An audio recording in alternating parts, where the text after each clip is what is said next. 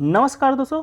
आज की इस वीडियो में हम लोग देखने वाले हैं संपूर्ण भारतीय राज्य व्यवस्था, जिसे कि हम लोग कहते हैं पॉलिटी, जो कि आपके किसी भी एग्जाम के लिए बहुत ही महत्वपूर्ण होता है, क्योंकि यहाँ से आपके हर एग्जाम में प्रश्न जो कि देखने को मिलते हैं। और ये टॉपिक, ये जो आपके सब्जेक्ट है, ये भी आपके लिए बहुत ही इंपॉर्टेंट है। ठीक है, तो चलिए आज हम टोटल लगभग आपका 1000 प्रश्न है जो कि देखेंगे, साथ में उसके उत्तर को भी देखेंगे, जहाँ से अगर आपके किसी भी एग्जाम में प्रश्न आता है तो आपको संभवतः जो प्रश्न है आपको यहीं से देखने को मिलेंगे। तो चलिए बिना समय गवाए हम वीडियो को स्टार्ट करते हैं। पीडीएफ की बात करेंगे तो आप लोग को टेलीग्राम चैनल पे भेज दिया जाएगा, लिंक डिस्क्रिप्शन में दिया गया है, तो आप लोग जाकर वहाँ से ज्वाइन होते रहिएगा। ठीक है, तो चलिए हम लोग देखते हैं संपूर्ण राज्य व्यवस्था, तकरीबन 1000 प्रश्न। ठीक है, तो वीडियो को स्टार्ट करते हैं। पहला जो प्रश्न आपका है कि प्लासी का युद्ध कब हुआ था। आप बोलिएगा सर ये प्लासी का युद्ध, ये तो आपका हिस्ट्री का सब्जेक्ट है, लेकिन हाँ, जो आपका संपूर्ण जो राज्य व्यवस्था है आपका इंडिया का, वो आपका इसी युद्ध के बाद स्टार्ट होता है, क्योंकि इस युद्ध के बाद ही जो आपका अंग्रेज़ है, भारत का जो सत्ता होता है आपका अंग्रेज़ के हाथों में जाता है, इसलिए ये आपके लिए इंपॉर्टेंट है। तो कोई बात नहीं, 2-3 प्रश्न ऐसे होंगे जो कि आपकी हिस्ट्री से भी संबंधित होंगे। ठीक है, तो इसको भी आप लोग देखते जाइएगा। ठीक है, तो प्लासी का युद्ध की बात करेंगे तो ये दोस्तों आपका 1757 ईस्वी में हुआ था। नेक्स्ट आपका है बक्सर का युद्ध कब हुआ था। बक्सर के युद्ध की बात करेंगे तो 1764 ईस्वी में हुआ था। अगला है कि किस एक्ट के तहत पहली बार कंपनी के प्रशासनिक और राजनीतिक कार्यों में मान्यता मिली थी, तो 1773 का आपका रेगुलेटिंग एक्ट था। अगला है कि एक्ट के तहत केंद्रीय प्रशासन की नींव रखी गई। केंद्रीय प्रशासन की नींव आपका 1773 के रेगुलेटिंग एक्ट के तहत ही रखा गया था। अगला है कि किस अधिनियम के तहत बंगाल का गवर्नर जनरल का पद नाम दिया गया था। ठीक है, यहाँ पर देखिए बंगाल का गवर्नर जनरल है, ठीक है, और यहाँ पर बंगाल के गवर्नर जनरल का नाम दिया गया, यानी कि गवर्नर में गवर्नर सिर्फ जनरल पद ऐड हो गया। तो ये दोस्तों आपका 1773 का ही रेगुलेटिंग एक्ट के तहत ये आपका ऐड हुआ था। ठीक है, नेक्स्ट आपका है कि बंगाल के प्रथम गवर्नर जनरल कौन बना था। तो बंगाल का देखिए प्रथम जो गवर्नर जनरल बना था वो दोस्तों आपका बना था लॉर्ड वारेन हेस्टिंग्स। ठीक है, क्या होगा, Lord Warren Hastings. Lord Warren Hastings Bengal का प्रथम गवर्नर जनरल बना था। ठीक है, याद रखिएगा, भारत का नहीं, बंगाल का प्रथम गवर्नर जनरल। नेक्स्ट आपका है कि किस अधिनियम के तहत कलकत्ता में 1774 ईस्वी में एक उच्चतम न्यायालय की स्थापना किया गया था, यानी कि सुप्रीम कोर्ट का स्थापना किया गया था, उच्चतम न्यायालय का। तो 1774 में जो कलकत्ता में सुप्रीम कोर्ट का स्थापना किया गया था वो आपका 1773 के रेगुलेटिंग एक्ट के तहत ये स्थापित किया गया था, 1774 में कोलकाता में। इस बात को याद रखिएगा, कहाँ पर, तो कोलकाता में। नेक्स्ट आपका है कि एक्ट ऑफ सेटलमेंट कब लाया गया था। तो एक्ट ऑफ जो सेटलमेंट है वो दोस्तों आपको 1781 में लाया गया था। याद रखिएगा, एक्ट ऑफ सेटलमेंट कब लाया गया था, 1781 में। नेक्स्ट आपका है कि रेगुलेटिंग एक्ट के कमियों को दूर करने के लिए किस एक्ट को लाया गया था। तो रेगुलेटिंग एक्ट जैसा कि आपको मालूम होगा 1773 में लाया गया था, उसमें कुछ कमियां देखी गई थी, उस कमियों को दूर करने के लिए ही 1781 में एक्ट ऑफ सेटलमेंट है जो कि लाया गया था। तो इसका राइट आंसर होगा एक्ट ऑफ सेटलमेंट 1781। ठीक है, नेक्स्ट आपका है किस एक्ट के तहत कलकत्ता की सरकार को बंगाल, बिहार और उड़ीसा के लिए भी विधि बनाने का अधिकार प्रदान किया गया था। तो ये आपका एक्ट ऑफ सेटलमेंट 1781 के तहत किया गया था। नेक्स्ट आपका है कि बोर्ड ऑफ कंट्रोलर्स की स्थापना किस एक्ट के तहत किया गया था। ठीक है, तो बोर्ड ऑफ डायरेक्टर्स और बोर्ड ऑफ कंट्रोलर की स्थापना की बात करेंगे तो ये दोस्तों आपका 1781 के पिट्स इंडिया एक्ट के तहत किया गया था। इस बात को याद रखिएगा, पिट्स इंडिया एक्ट कब आया था, ये भी प्रश्न डायरेक्ट आपके एग्जाम में आता है। तो पिट्स इंडिया एक्ट आपका आया था 1774 में, और इसी एक्ट के तहत बोर्ड ऑफ डायरेक्टर्स और बोर्ड ऑफ कंट्रोलर की स्थापना किया गया था। नेक्स्ट आपका है कि कंपनी के अधिकार पत्र को 20 वर्ष के लिए बढ़ा दिया गया था। ठीक है, ये कार्य किस एक्ट के तहत हुआ था। तो आपको मालूम होगा जब कंपनी 1600 ईस्वी में स्थापित हुआ था तो मात्र उसको 20 वर्ष के लिए ही आपका दिया गया था, लेकिन 1813 में जो चार्टर एक्ट आया था, ठीक है, चार्टर अधिनियम जिसे कहते हैं 1813 का चार्टर अधिनियम, उसके तहत कंपनी के अधिकार पत्र को 20 वर्ष के लिए बढ़ा दिया गया था। इस बात को भी याद रखना है। ठीक है, तो कंपनी के अधिकार को 20 वर्ष के लिए किस वर्ष बढ़ाया गया था, तो 1813 के चार्टर एक्ट के तहत। नेक्स्ट आपका है कि किस एक्ट के तहत कंपनी के भारत के साथ व्यापार करने के एकाधिकार को छीन लिया गया था।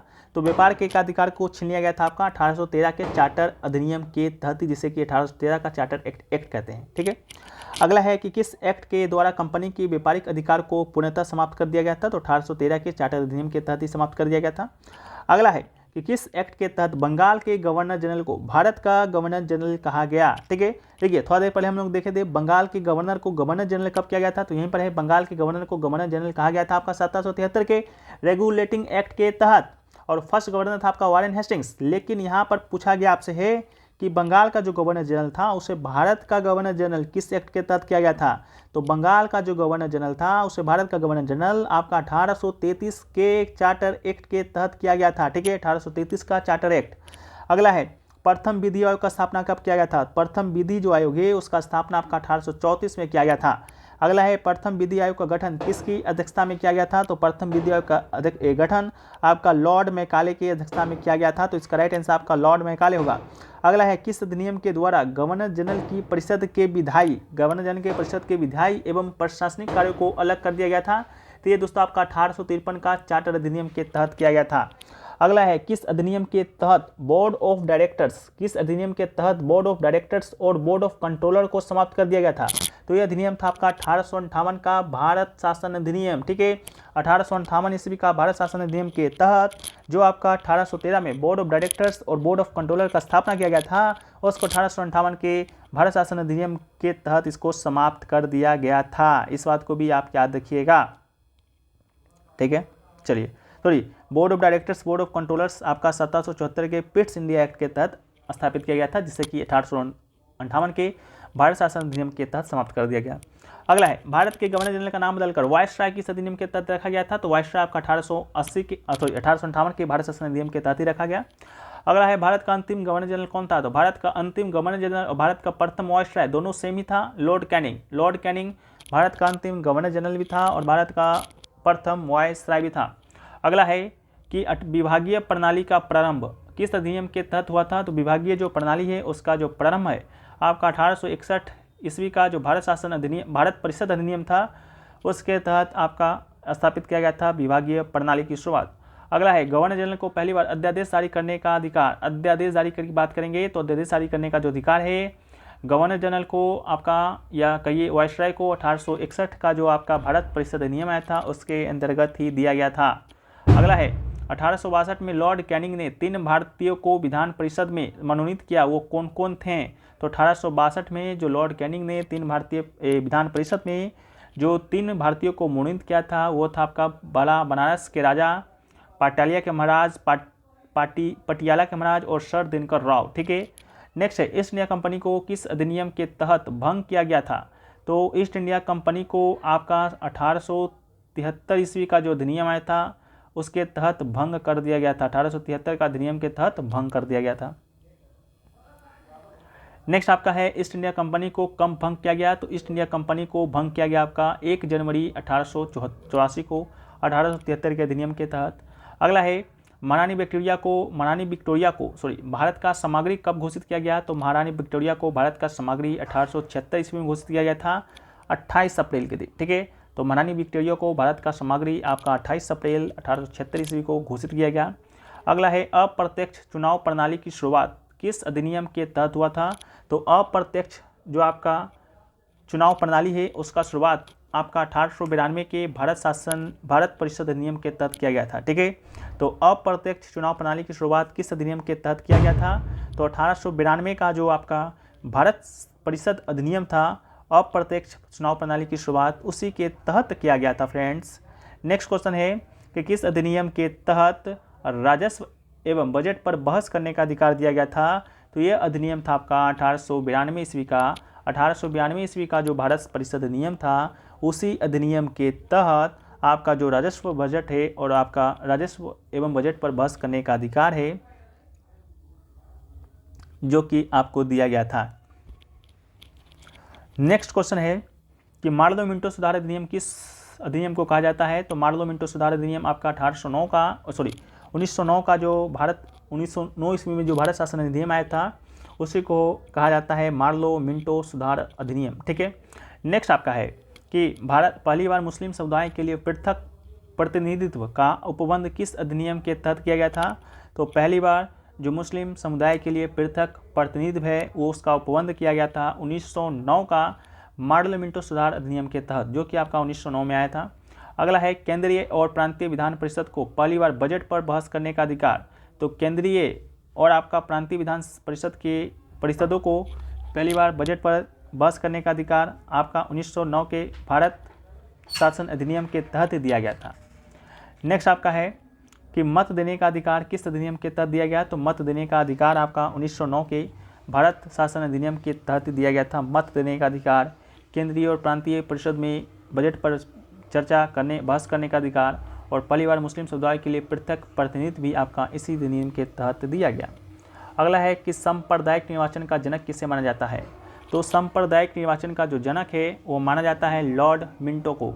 लॉर्ड मिंटो को सांप्रदायिक निर्वाचन का जनक माना जाता है। अगला है कि वो प्रथम भारतीय कौन था जिन्हें वायसराय की कार्यपालिका परिषद का सदस्य बनाया गया था? तो वो था आपका सत्येंद्र प्रसाद सिन्हा। सत्येंद्र प्रसाद सिन्हा को वायसराय की कार्यपालिका परिषद का सदस्य बनाया गया था, जो कि पहला भारतीय है। अगला है कि भारत में ब्रिटेन के सभी संवैधानिक प्रयोगों में सबसे कम समय तक चलने वाला अधिनियम कौन था? तो यह अधिनियम था आपका 1909 ईस्वी का ही भारत शासन अधिनियम। अगला है मॉन्टेग्यू चेम्सफोर्ड सुधार किस अधिनियम को कहा जाता है? तो मॉन्टेग्यू चेम्सफोर्ड सुधार अधिनियम आपका 1900 ईस्वी का भारत शासन अधिनियम को ही कहा जाता है। अगला है केंद्र में द्विसदनात्मक विधायिका की स्थापना किस अधिनियम के तहत किया गया? तो केंद्र में द्विसदनात्मक विधायिका की स्थापना आपका 1919 का भारत शासन अधिनियम को कहा जाता है। अगला है प्रांतों में द्वैध शासन प्रणाली प्रवर्तन किस अधिनियम के तहत हुआ था? तो प्रांतों में द्वैध शासन प्रणाली का प्रवर्तन आपका 1919 का भारत शासन अधिनियम के तहत किया गया। अगला है प्रांतों में द्वैध शासन का जनक किसे माना जाता है? तो प्रांतों में द्वैध शासन का जनक आपका लियोनस कार्टियस को माना जाता है। नेक्स्ट आपका है एक लोकसेवा आयोग का गठन किस अधिनियम के तहत किया गया था? तो लोकसेवा आयोग का गठन आपका 1919 ईस्वी का जो भारत शासन अधिनियम है उसके तहत ही लोकसेवा आयोग का गठन किया गया। अगला है पहली बार केंद्रीय बजट को राज बजट से कब अलग किया गया? तो पहली बार केंद्रीय बजट को राज बजट से आपका 1919 का भारत परिषद अधिनियम के तहत ही किया गया था। अगला है कि वैधानिक आयोग का गठन किस अधिनियम के तहत हुआ था? तो वैधानिक जो आयोग है उसका गठन आपका 1919 का भारत शासन अधिनियम के तहत ही किया गया। अगला है महिलाओं को पहली बार वोट देने का अधिकार किस अधिनियम के तहत मिला? तो ये भी आपका 1919 का भारत शासन अधिनियम के तहत ही मिला। अगला है 1919 ईस्वी में भारत शासन अधिनियम के समय इंग्लैंड के प्रधानमंत्री कौन थे? तो 1919 में आपके इंग्लैंड के प्रधानमंत्री थे आपके लॉर्ड जॉर्ज। अगला है कौन सा अधिनियम साइमन कमीशन की रिपोर्ट पर आधारित था? तो साइमन कमीशन की रिपोर्ट पर आधारित था आपका 1935 ईस्वी का भारत शासन अधिनियम, इसको भी याद रखिएगा। नेक्स्ट आपका है 1935 ईस्वी के अधिनियम में कितने अनुच्छेद और कितने अनुसूचियाँ थी? ठीक है, जिस प्रकार आप लोग देखते हैं कि आप आज 12 अनुसूची हैं, 25 भाग हैं, उसी प्रकार आपका 1935 में 321 अनुच्छेद था और आपका 10 अनुसूचियाँ थीं। नेक्स्ट आपका है कि प्रांतीय स्वायत्ता किस अधिनियम से संबंधित है? तो जो प्रांतीय स्वायत्ता है वो आपका 1935 का भारत शासन अधिनियम से ही संबंधित है। अगला है प्रांतों में द्वैध शासन को समाप्त किस अधिनियम के तहत किया गया था? तो प्रांतों में जो द्वैध शासन था उसको समाप्त 1935 के भारत शासन अधिनियम के तहत किया गया था और इसका शुरुआत आपका 1909 के अधिनियम के द्वारा किया गया था। नेक्स्ट आपका है केंद्र में द्वैध शासन की स्थापना। केंद्र में द्वैध शासन की स्थापना आपका 1935 में किया गया था। अगला है 1935 में भारत शासन अधिनियम को गुलामी का अधिकार पत्र किसने कहा था? तो गुलामी का अधिकार पत्र आपके नेहरू जी ने कहा था 1935 के भारत शासन अधिनियम को। अगला है संघीय न्यायालय की व्यवस्था किस अधिनियम के तहत हुआ? तो संघीय न्यायालय का व्यवस्था आपका 1935 का भारत शासन अधिनियम के तहत ही हुआ था। अगला है भारत परिषद का अंत किस अधिनियम के तहत हुआ? तो भारत परिषद का अंत आपका 1935 के भारतीय जो शासन अधिनियम आया था उसी के तहत किया गया था। नेक्स्ट क्वेश्चन है फ्रेंड्स कि किस अधिनियम में प्रस्तावना का अभाव था? तो इसका राइट आंसर 1935 के अधिनियम में ही। नेक्स्ट है कि वर्मा को भारत से किस अधिनियम के तहत भारत से अलग किस अधिनियम के तहत किया गया था? तो वर्मा को भारत से अलग भी आपका 1935 के भारत शासन अधिनियम के तहत ही किया गया था।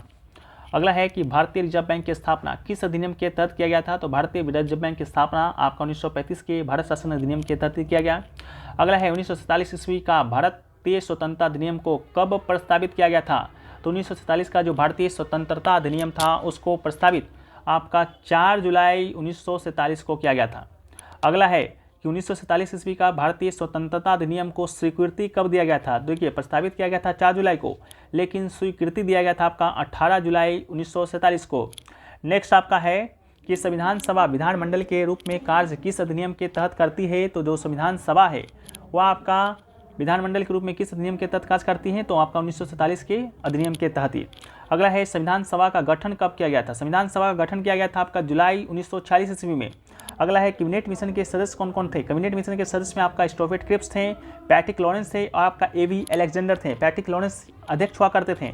नेक्स्ट आपका है भारत के संविधान सभा का विचार सर्वप्रथम स्वराज पार्टी ने कब रखा था? तो भारत का संविधान सभा का विचार है सर्वप्रथम आपका स्वराज पार्टी ने रखा, लेकिन पूछा गया कब रखा? तो 1924 में रखा था। अगला है कि संविधान सभा की प्रथम बैठक कहाँ हुआ था? तो संविधान सभा है उसका जो प्रथम बैठक है वो आपका दिल्ली में हुआ, तो राइट आंसर आपका दिल्ली होगा। नेक्स्ट है कि संविधान सभा की प्रथम बैठक कब हुआ? तो संविधान सभा का प्रथम बैठक आपका 9 दिसंबर 1946 को हुआ। संविधान सभा के स्थायी अध्यक्ष कौन थे? तो स्थायी अध्यक्ष या प्रथम अध्यक्ष थे आपके डॉक्टर सच्चिदानंद सिन्हा। इसके अलावा अगला है संविधान सभा के संचालन समिति के अध्यक्ष कौन थे? संचालन समिति के अध्यक्ष थे आपके डॉक्टर राजेंद्र प्रसाद। अगला है संघीय संविधान समिति के अध्यक्ष कौन थे? संघीय संविधान समिति के अध्यक्ष आपके पंडित जवाहरलाल नेहरू, संघीय संविधान समिति के अध्यक्ष। अगला है प्रांतीय संविधान समिति के अध्यक्ष कौन थे? तो प्रांतीय संविधान समिति के अध्यक्ष थे आपके सरदार वल्लभ भाई पटेल। अगला है संविधान सभा के प्रारूप समिति के अध्यक्ष कौन थे? तो संविधान सभा के प्रारूप समिति के अध्यक्ष थे डॉक्टर भीमराव अम्बेडकर।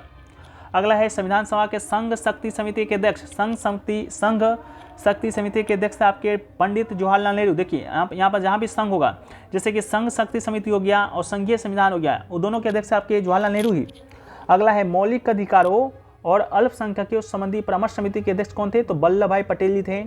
अगला है राष्ट्र ध्वज संबंधी तथर्थ समिति के अध्यक्ष, राष्ट्र ध्वज संबंधी जो तथ्य समिति के अध्यक्ष थे आपके राजेंद्र प्रसाद थे।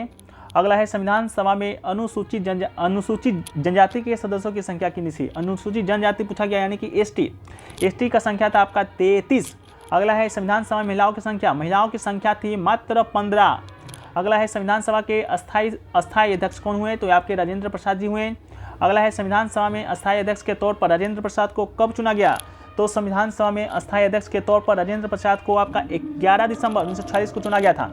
अगला है संविधान सभा में उद्देश्य प्रस्ताव को कब पेश किया गया था? उद्देश्य प्रस्ताव आपका 13 दिसंबर 1946 को पेश किया गया था। याद रखिएगा डेट को याद रखिएगा। प्रथम बैठक हुआ था आपका, देखिए प्रथम बैठक हुआ आपका 9 दिसंबर को। इसके अलावा उसमें आपका सच्चिदानंद सिन्हा को अस्थायी अध्यक्ष चुना गया था, लेकिन जो राजेंद्र प्रसाद जी थे उनको अस्थायी अध्यक्ष 11 दिसंबर को चुना गया था। इसके 2 दिन के बाद आपका उद्देश्य प्रस्ताव पेश किया गया था कि 9, 11, 13 तीनों में आपका 9 2 का ही डिफरेंस है फ्रेंड्स, ठीक है, 2 का ही डिफरेंस है। अगला है संविधान सभा में उद्देश्य प्रस्ताव को किसने पेश किया था? उद्देश्य प्रस्ताव को आपके जवाहरलाल नेहरू जी ने पेश किया था, ठीक है। उद्देश्य प्रस्ताव को किसने पेश किया था? तो जवाहरलाल नेहरू जी ने ही पेश किया था उद्देश्य प्रस्ताव को। अगला है संविधान सभा में उद्देश्य प्रस्ताव को स्वीकृति कब दिया गया था? तो उद्देश्य प्रस्ताव को जो स्वीकृति दिया गया था आपका 22 जनवरी 1947 को दिया गया था। 22 जनवरी 1947 को उद्देश्य प्रस्ताव को स्वीकृति दिया गया। अगला है संविधान सभा का प्रारूप किसने तैयार किया था? तो संविधान सभा का जो प्रारूप है वो दोस्तों आपके BN राव के द्वारा तैयार किया गया था। अगला है प्रारूप समिति का गठन कब किया गया था? तो प्रारूप समिति का जो गठन है वो आपका 29 अगस्त 1947 को आपका गठित किया गया था। प्रारूप समिति का अध्यक्ष, जिसका अध्यक्षता आपके पंडित जवाहरलाल नेहरू जी ने किया था, 29 अगस्त को किया गया था, 29 अगस्त 1947 को।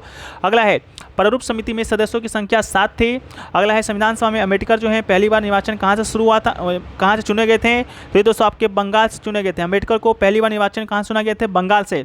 इसके अलावा जब आपका बंटवारा हुआ, जो आपके बंगाल था वो आपके बांग्लादेश में चला गया। उसके बाद जो अम्बेडकर है वो आपके बम्बे से इनका निर्वाचन हुआ था, तो सेकेंड बार में बम्बे से, फर्स्ट बार में आपके बंगाल से। अगला है अंतरिम मंत्रिमंडल का गठन कब हुआ था? तो जो अंतरिम जो मंत्रिमंडल है उसका जो गठन है, अंतरिम मंत्रिमंडल का गठन आपका 2 सितंबर 1946 को हुआ था। अंतरिम मंत्रिमंडल का गठन आपका 2 सितंबर 1946 को हुआ था। अगला है जो अंतरिम मंत्रिमंडल में कार्यकारी परिषद के उपाध्यक्ष कौन थे? तो इसके राइट आंसर आपके जवाहरलाल नेहरू होंगे। इसके अलावा अंतरिम जो मंत्रिमंडल था उसमें गृह, सूचना, प्रसारण मंत्री किसके पास था? तो ये आपके वल्लभ भाई पटेल जी के पास थे। रक्षा मंत्री आपके बलदेव सिंह थे, जिसके पास बल होगा वही तो देश का रक्षा करेगा, इससे याद रखिएगा। अंतरिम मंत्रिमंडल में जो आपके रक्षा मंत्री थे बलदेव सिंह थे। इसके अलावा मंत्रिमंडल में उद्योग हो गया, इसके अलावा आपूर्ति हो गया, उसके अध्यक्ष आपके कौन थे? जॉन मथाई था, ठीक है। शिक्षा मंत्री की बात करेंगे अंतरिम मंत्रिमंडल में तो राजगोपालचारी थे। खाद्य एवं कृषि मंत्री थे आपके राजेंद्र प्रसाद जी। इसके अलावा अंतरिम मंत्रिमंडल में रेलवे मंत्री थे आपके आसफ अली जी, आसफ अली रेलवे मंत्री थे। श्रम मंत्री आपके जगजीवन राम था, जगजीवन राम जी आपके श्रम मंत्री थे। इसके अलावा अंतरिम मंत्रिमंडल में कार, खनन एवं बंदरगाह मंत्री कौन थे? खनन बंदरगाह मंत्री थे आपके CH भाभा, ठीक है, CH भाभा। अगला है मुस्लिम लीग के सदस्य अंतरिम मंत्रिमंडल में कब शामिल हुए? तो मुस्लिम लीग के जो सदस्य थे अंतरिम मंत्रिमंडल में शामिल हुए थे आपके 26 अक्टूबर 1946 को। अगला है मुस्लिम लीग के वित्त मंत्री कौन थे, तो वित्त मंत्री थे लियाकत अली खां। इसके अलावा मुस्लिम लीग के वित्त मंत्री थे लियाकत अली खां। इसके अलावा विधि मंत्री थे आपके जोगेंद्र नाथ मंडल, संचार मंत्री थे आपके अब्दुल रब नस्तर और स्वास्थ्य मंत्री थे आपके गजंतर अली खां। ठीक है, तो इसको याद रखिएगा। 98 नंबर क्वेश्चन को थोड़ा सा रखिएगा, इसको हम बाद में देखेंगे। ठीक है, इसके अलावा याद रखिएगा मुस्लिम लीग के 5 सदस्य हैं। 5 सदस्य में आपके लियाकत अली खां जो कि वित्त मंत्री थे, जोगेंद्र नाथ मंडल आपके विधि मंत्री थे। इसके अलावा आपके संचार मंत्री थे आपके अब्दुल रब नस्तर और गजांतर अली खां थे आपके क्या, तो ये थे आपके स्वास्थ्य मंत्री। गजांतर अली खां आपके थे स्वास्थ्य मंत्री। इसके अलावा थे आपके अब्दुल रब नस्तर संचार मंत्री, जोगेंद्र नाथ मंडल आपके विधि मंत्री थे। इसके अलावा लियाकत अली खां थे आपके कौन, तो लियाकत अली खां थे आपके वित्त मंत्री। इसके अलावा आई चुंदरीगढ़ भी कुछ थे। ठीक है, आई चुंदरीगढ़ भी कुछ थे, उसको भी एक बार हम लोग देखते हैं कि आई जो चुंदरीगढ़ थे वो आपके अंतरिम जो मंत्रिमंडल था उसमें उनको कौन सा पद दिया गया था। ठीक है, तो ये देखिए आपके जो आई है इनको दिया गया था शायद आपको रेलवे एवं परिवहन मंत्री। ठीक है, रेलवे परिवहन मंत्री नहीं, रेल मंत्री तो आपके रुना आसफ अली को दिया गया था। लियाकत अली को वित्त मंत्री दिया गया था। नस्तर को आपको दिया गया था संचार मंत्री। जैन मंडल को दिया गया था, यानी जोगेंद्र नाथ मंडल को दिया गया था विधि मंत्री। ठीक है, हाँ आई चुंदरीगढ़ थे उनको दिया गया था वाणिज्य मंत्री। ठीक है, यहाँ पर सुधार कर लीजिएगा, वित्त मंत्री नहीं होगा, यहाँ पर आपका वाणिज्य मंत्री होगा। ठीक है, तो आपके आई चुंदरीगढ़ को दिया गया था वाणिज्य मंत्री। ठीक है, कौन सा मंत्री दिया गया था, वाणिज्य मंत्री दिया गया था। ठीक है, नेक्स्ट आपका है कि संविधान सभा का पुनर्गठन कब किया गया। पुनर्गठन की बात करेंगे तो पुनर्गठन किया गया था आपका 31 अक्टूबर 1948 को इसका पुनर्गठन किया गया। इसके अलावा है प्रारूप समिति ने अपना रिपोर्ट कब पेश किया, तो प्रारूप समिति ने अपना रिपोर्ट आपका 21 फरवरी 1948 को पेश किया। प्रारूप समिति ने अपना रिपोर्ट कब पेश किया, 21 फरवरी 1948 को किया। संविधान सभा में संविधान का प्रथम वाचन कब से कब तक था, तो संविधान सभा का जो प्रथम वाचन हुआ शुरू वो आपका 4 नवंबर को शुरू हुआ था, 9 नवंबर तक चला था 1948 में। इसलिए पहले याद रखिएगा ईयर 1948 में प्रथम वाचन शुरू हुआ 4 नवंबर से लेकर 9 नवंबर तक। ठीक है, मात्र 5 दिन ही चला, 4 5 6 7 8 9। ठीक है, 6 दिन चला। अगला है संविधान सभा का दूसरा वाचन भी आपका 48 में ही चला था, 17 नवंबर से लेकर आपका 17 अक्टूबर तक चला था, तकरीबन 1 महीना। ठीक है, सॉरी यहाँ पर थोड़ा सा नवंबर के बाद अक्टूबर आता है, तो ठीक है यहाँ से आपका 47 हो जाएगा शायद। ठीक है, तीसरा वाचन की बात करेंगे तो तीसरा वाचन चला आपका 14 नवंबर से 26 नवंबर 1949 तक तीसरा वाचन चला था। ठीक है, तीसरा वाचन 3 वाचन आपका चला था, इसको भी याद रखिएगा। पहला वाचन शायद आपका 1947 में चला था। ठीक है, पहला वाचन आपका 1947 में चला था। दूसरा वाचन आपका 19 नवंबर 1947 से लेकर आपका 17 अक्टूबर 1948 तक चला। इसके अलावा जो तीसरा वाचन था आपका 14 से 26 नवंबर 1949 तक चला था। ठीक है, इसको भी याद रखना है। नेक्स्ट क्वेश्चन है आपका 5 जुलाई 1947 को रियासती विभाग बनाया गया था, इसके अध्यक्ष कौन थे, सचिव कौन थे। ठीक है, तो 5 जुलाई 1947 को जो रियासती विभाग बनाया गया था उसके अध्यक्ष हैं आपके सरदार वल्लभ भाई पटेल और आपके जो सचिव थे हुए थे आपके बीपी मेनन। नेक्स्ट आपका है संविधान सभा के निर्माझा में कितना समय लगा था, यानी कि निर्माझा नहीं होगा, यहाँ पर निर्माण होगा। संविधान सभा के निर्माण में आपको मालूम होगा 2 वर्ष का समय लगा था, 11 माह का और 18 दिन का। ठीक है, 2 वर्ष 11 माह 18 दिन का समय लगा था। प्रारूप पर कुल कितने दिन बहस हुए थे, संविधान के प्रारूप पर कुल आपका 114 दिन का बहस हुआ था। अगला है संविधान के निर्माण में कुल कितने रुपए का व्यय हुआ। व्यय की बात करेंगे तो मात्र 64 लाख रुपया ही लगा था। ठीक है, कितना लाख रुपया लगा, तो 64 लाख रुपया ही संविधान सभा में बनने में लगा था। अगला है संविधान को संविधान सभा के द्वारा कब पारित किया गया था। पारित किया गया था 26 नवंबर 1949 को। अंतिम बैठक पूछेगा आपसे, अंतिम बैठक याद देखिएगा 24 जनवरी को हुआ था 1949 ईस्वी को। इसके अलावा अंतिम बैठक हुआ 24 जनवरी को हुआ था। अगला है संविधान सभा राष्ट्रमंडल में भारत की सदस्यता का सत्यापन कब किया गया था। संविधान सभा को राष्ट्रमंडल में सत्यापन आपका मई 1949 में किया गया था। अगला है संविधान सभा में राष्ट्रीय ध्वज को कब अपनाया गया, तो याद रखिएगा राष्ट्रीय ध्वज को 22 जनवरी 1947 को ही अपना लिया गया था। कब अपनाया गया था, 1947 में 22 जनवरी को। राष्ट्रगान को भी अपनाया गया था, राष्ट्रगान को अपनाया गया था 24 जनवरी 1950 को। देखिए राष्ट्रीय ध्वज को 1947 में, राष्ट्रगान को 1950 में। संविधान की कुंजी किसे कहा जाता है, तो संविधान की कुंजी आपका प्रस्तावना कहा जाता है। अगला है प्रस्तावना को न्यायालय में घोषित नहीं किया जा सकता, ये घोषणा कब किया गया था, तो प्रस्तावना को न्यायालय में घोषित नहीं किया जा सकता है, ये कब घोषित किया गया था, तो यूनियन ऑफ इंडिया बनाम मदन गोपाला 1957 का केस था, उसमें बताया गया था। अगला है कि किस वाद में सर्वोच्च न्यायालय ने प्रस्तावना को संविधान का अंग नहीं माना था। तो प्रस्तावना को संविधान का अंग नहीं माना था वेणुवादी वाद में, 1960 में हुआ था वेणुवादी वाद। अगला है कि सर्वोच्च न्यायालय ने कब माना कि प्रस्तावना संविधान का अंग है। तो माना था केशवानंद भारती बनाम केरल राज्यवाद में 1973 में, ठीक है। वेणुवादी वाद में माना था कि नहीं है प्रस्तावना का अंग। फिर का केशवानंद भारती बनाम केरल राज्य में माना कि हाँ केरल यहाँ का किसका है, तो आपका सर्वोच्च प्रस्तावना जो कि आपका किसका अंग है, संविधान का अंग है। अगला है प्रस्तावना में 42वां संविधान संशोधन 1976 के तहत कौन कौन से शब्द जुड़े गए थे। तो 3 शब्द जुड़ा गया था। ये 3 शब्द आपको मालूम होना चाहिए। पहला था आपका समाजवादी, दूसरा था आपका पंथ निरपेक्ष और तीसरा था आपका अखंडता। यही 3 शब्द आपके संविधान प्रस्तावना में जोड़ा गया था 1976 में 42वां संविधान संशोधन के माध्यम से।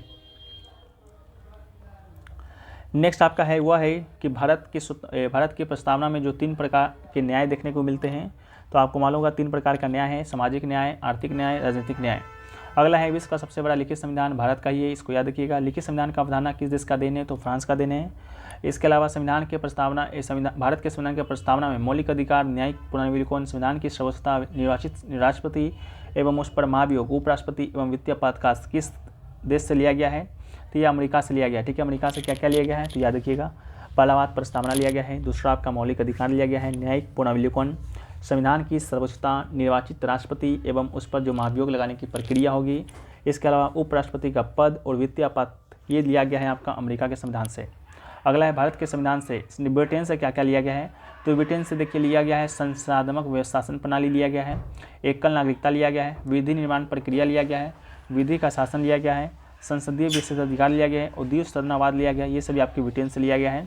उसी प्रकार भारतीय संविधान में नीति निर्देशक सिद्धांत कहाँ से लिया गया है। तो आयरलैंड से लिया गया है। राष्ट्रपति के निवाचक मंडल की व्यवस्था राष्ट्रपति द्वारा राज्यसभा में साहित्य, कला और विज्ञान समाज सेवा से कहाँ से लिया गया है। तो ये आपका आयरलैंड के संविधान से लिया गया है। अगला है कि भारतीय संविधान में प्रस्तावना की भाषा कहाँ से लिया गया है। प्रस्तावना जैसा कि हमने आपको बताया लिया गया था अमेरिका से, लेकिन आपसे प्रस्तावना की भाषा पूछेगा तो ये लिया गया आपका ऑस्ट्रेलिया से। इसके अलावा समवर्ती सूची आपका ऑस्ट्रेलिया से लिया गया है।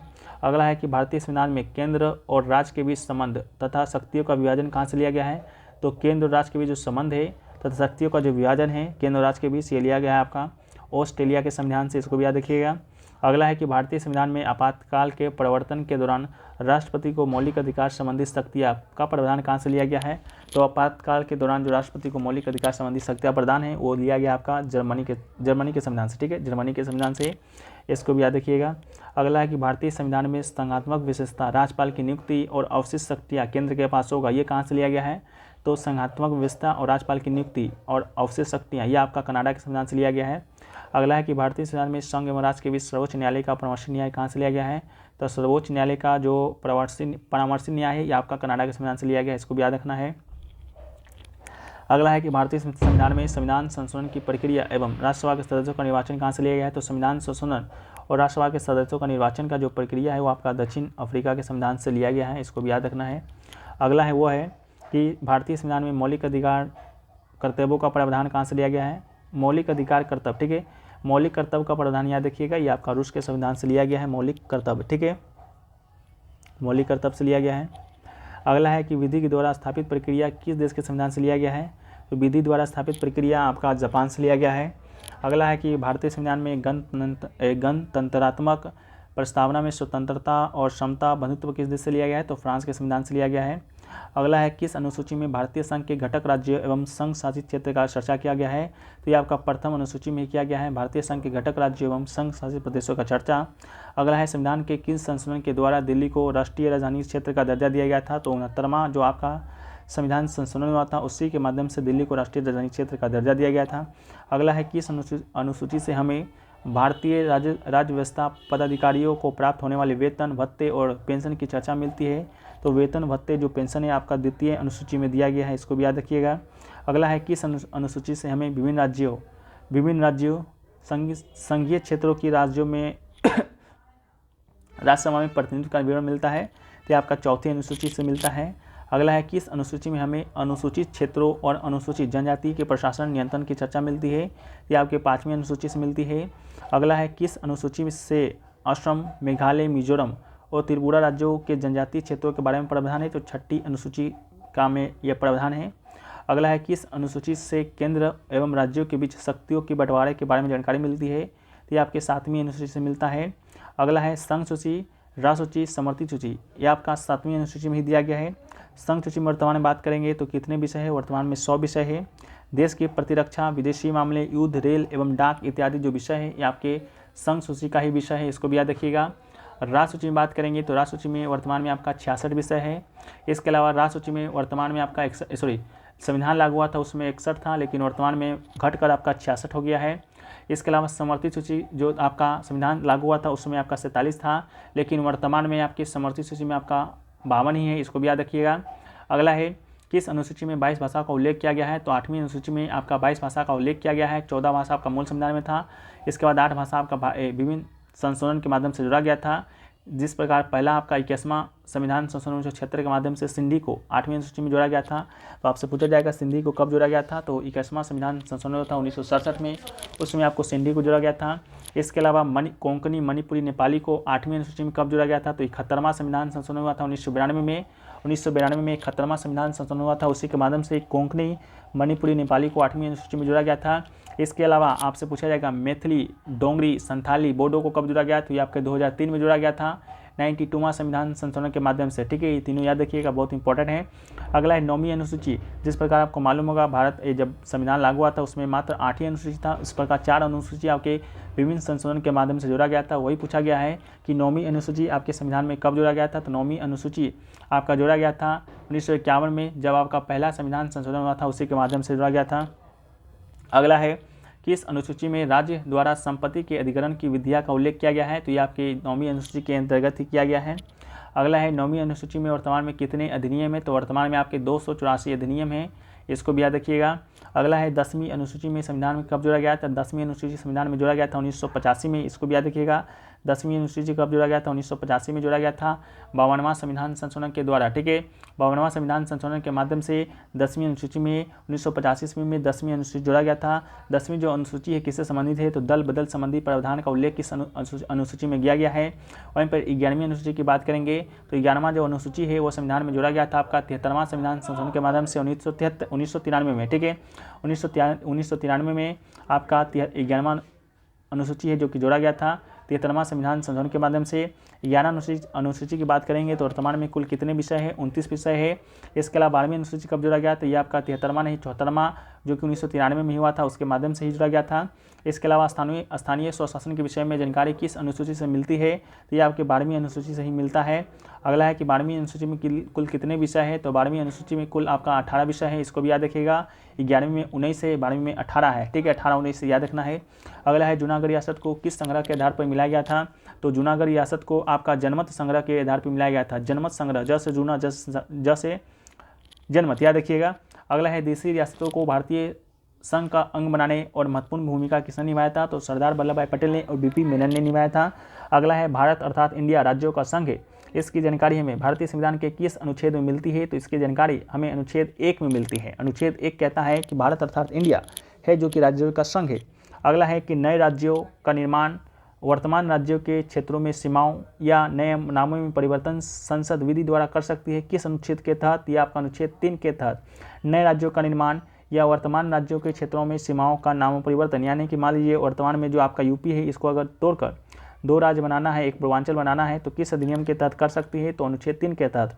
या इस उत्तर प्रदेश का नाम बदलकर कोई नाम रखना हो तो ये भी आपका अनुच्छेद 3 के तहत ही कर सकता है, या नए राज्य का निर्माण भी अनुच्छेद 3 के तहत ही किया जा सकता है।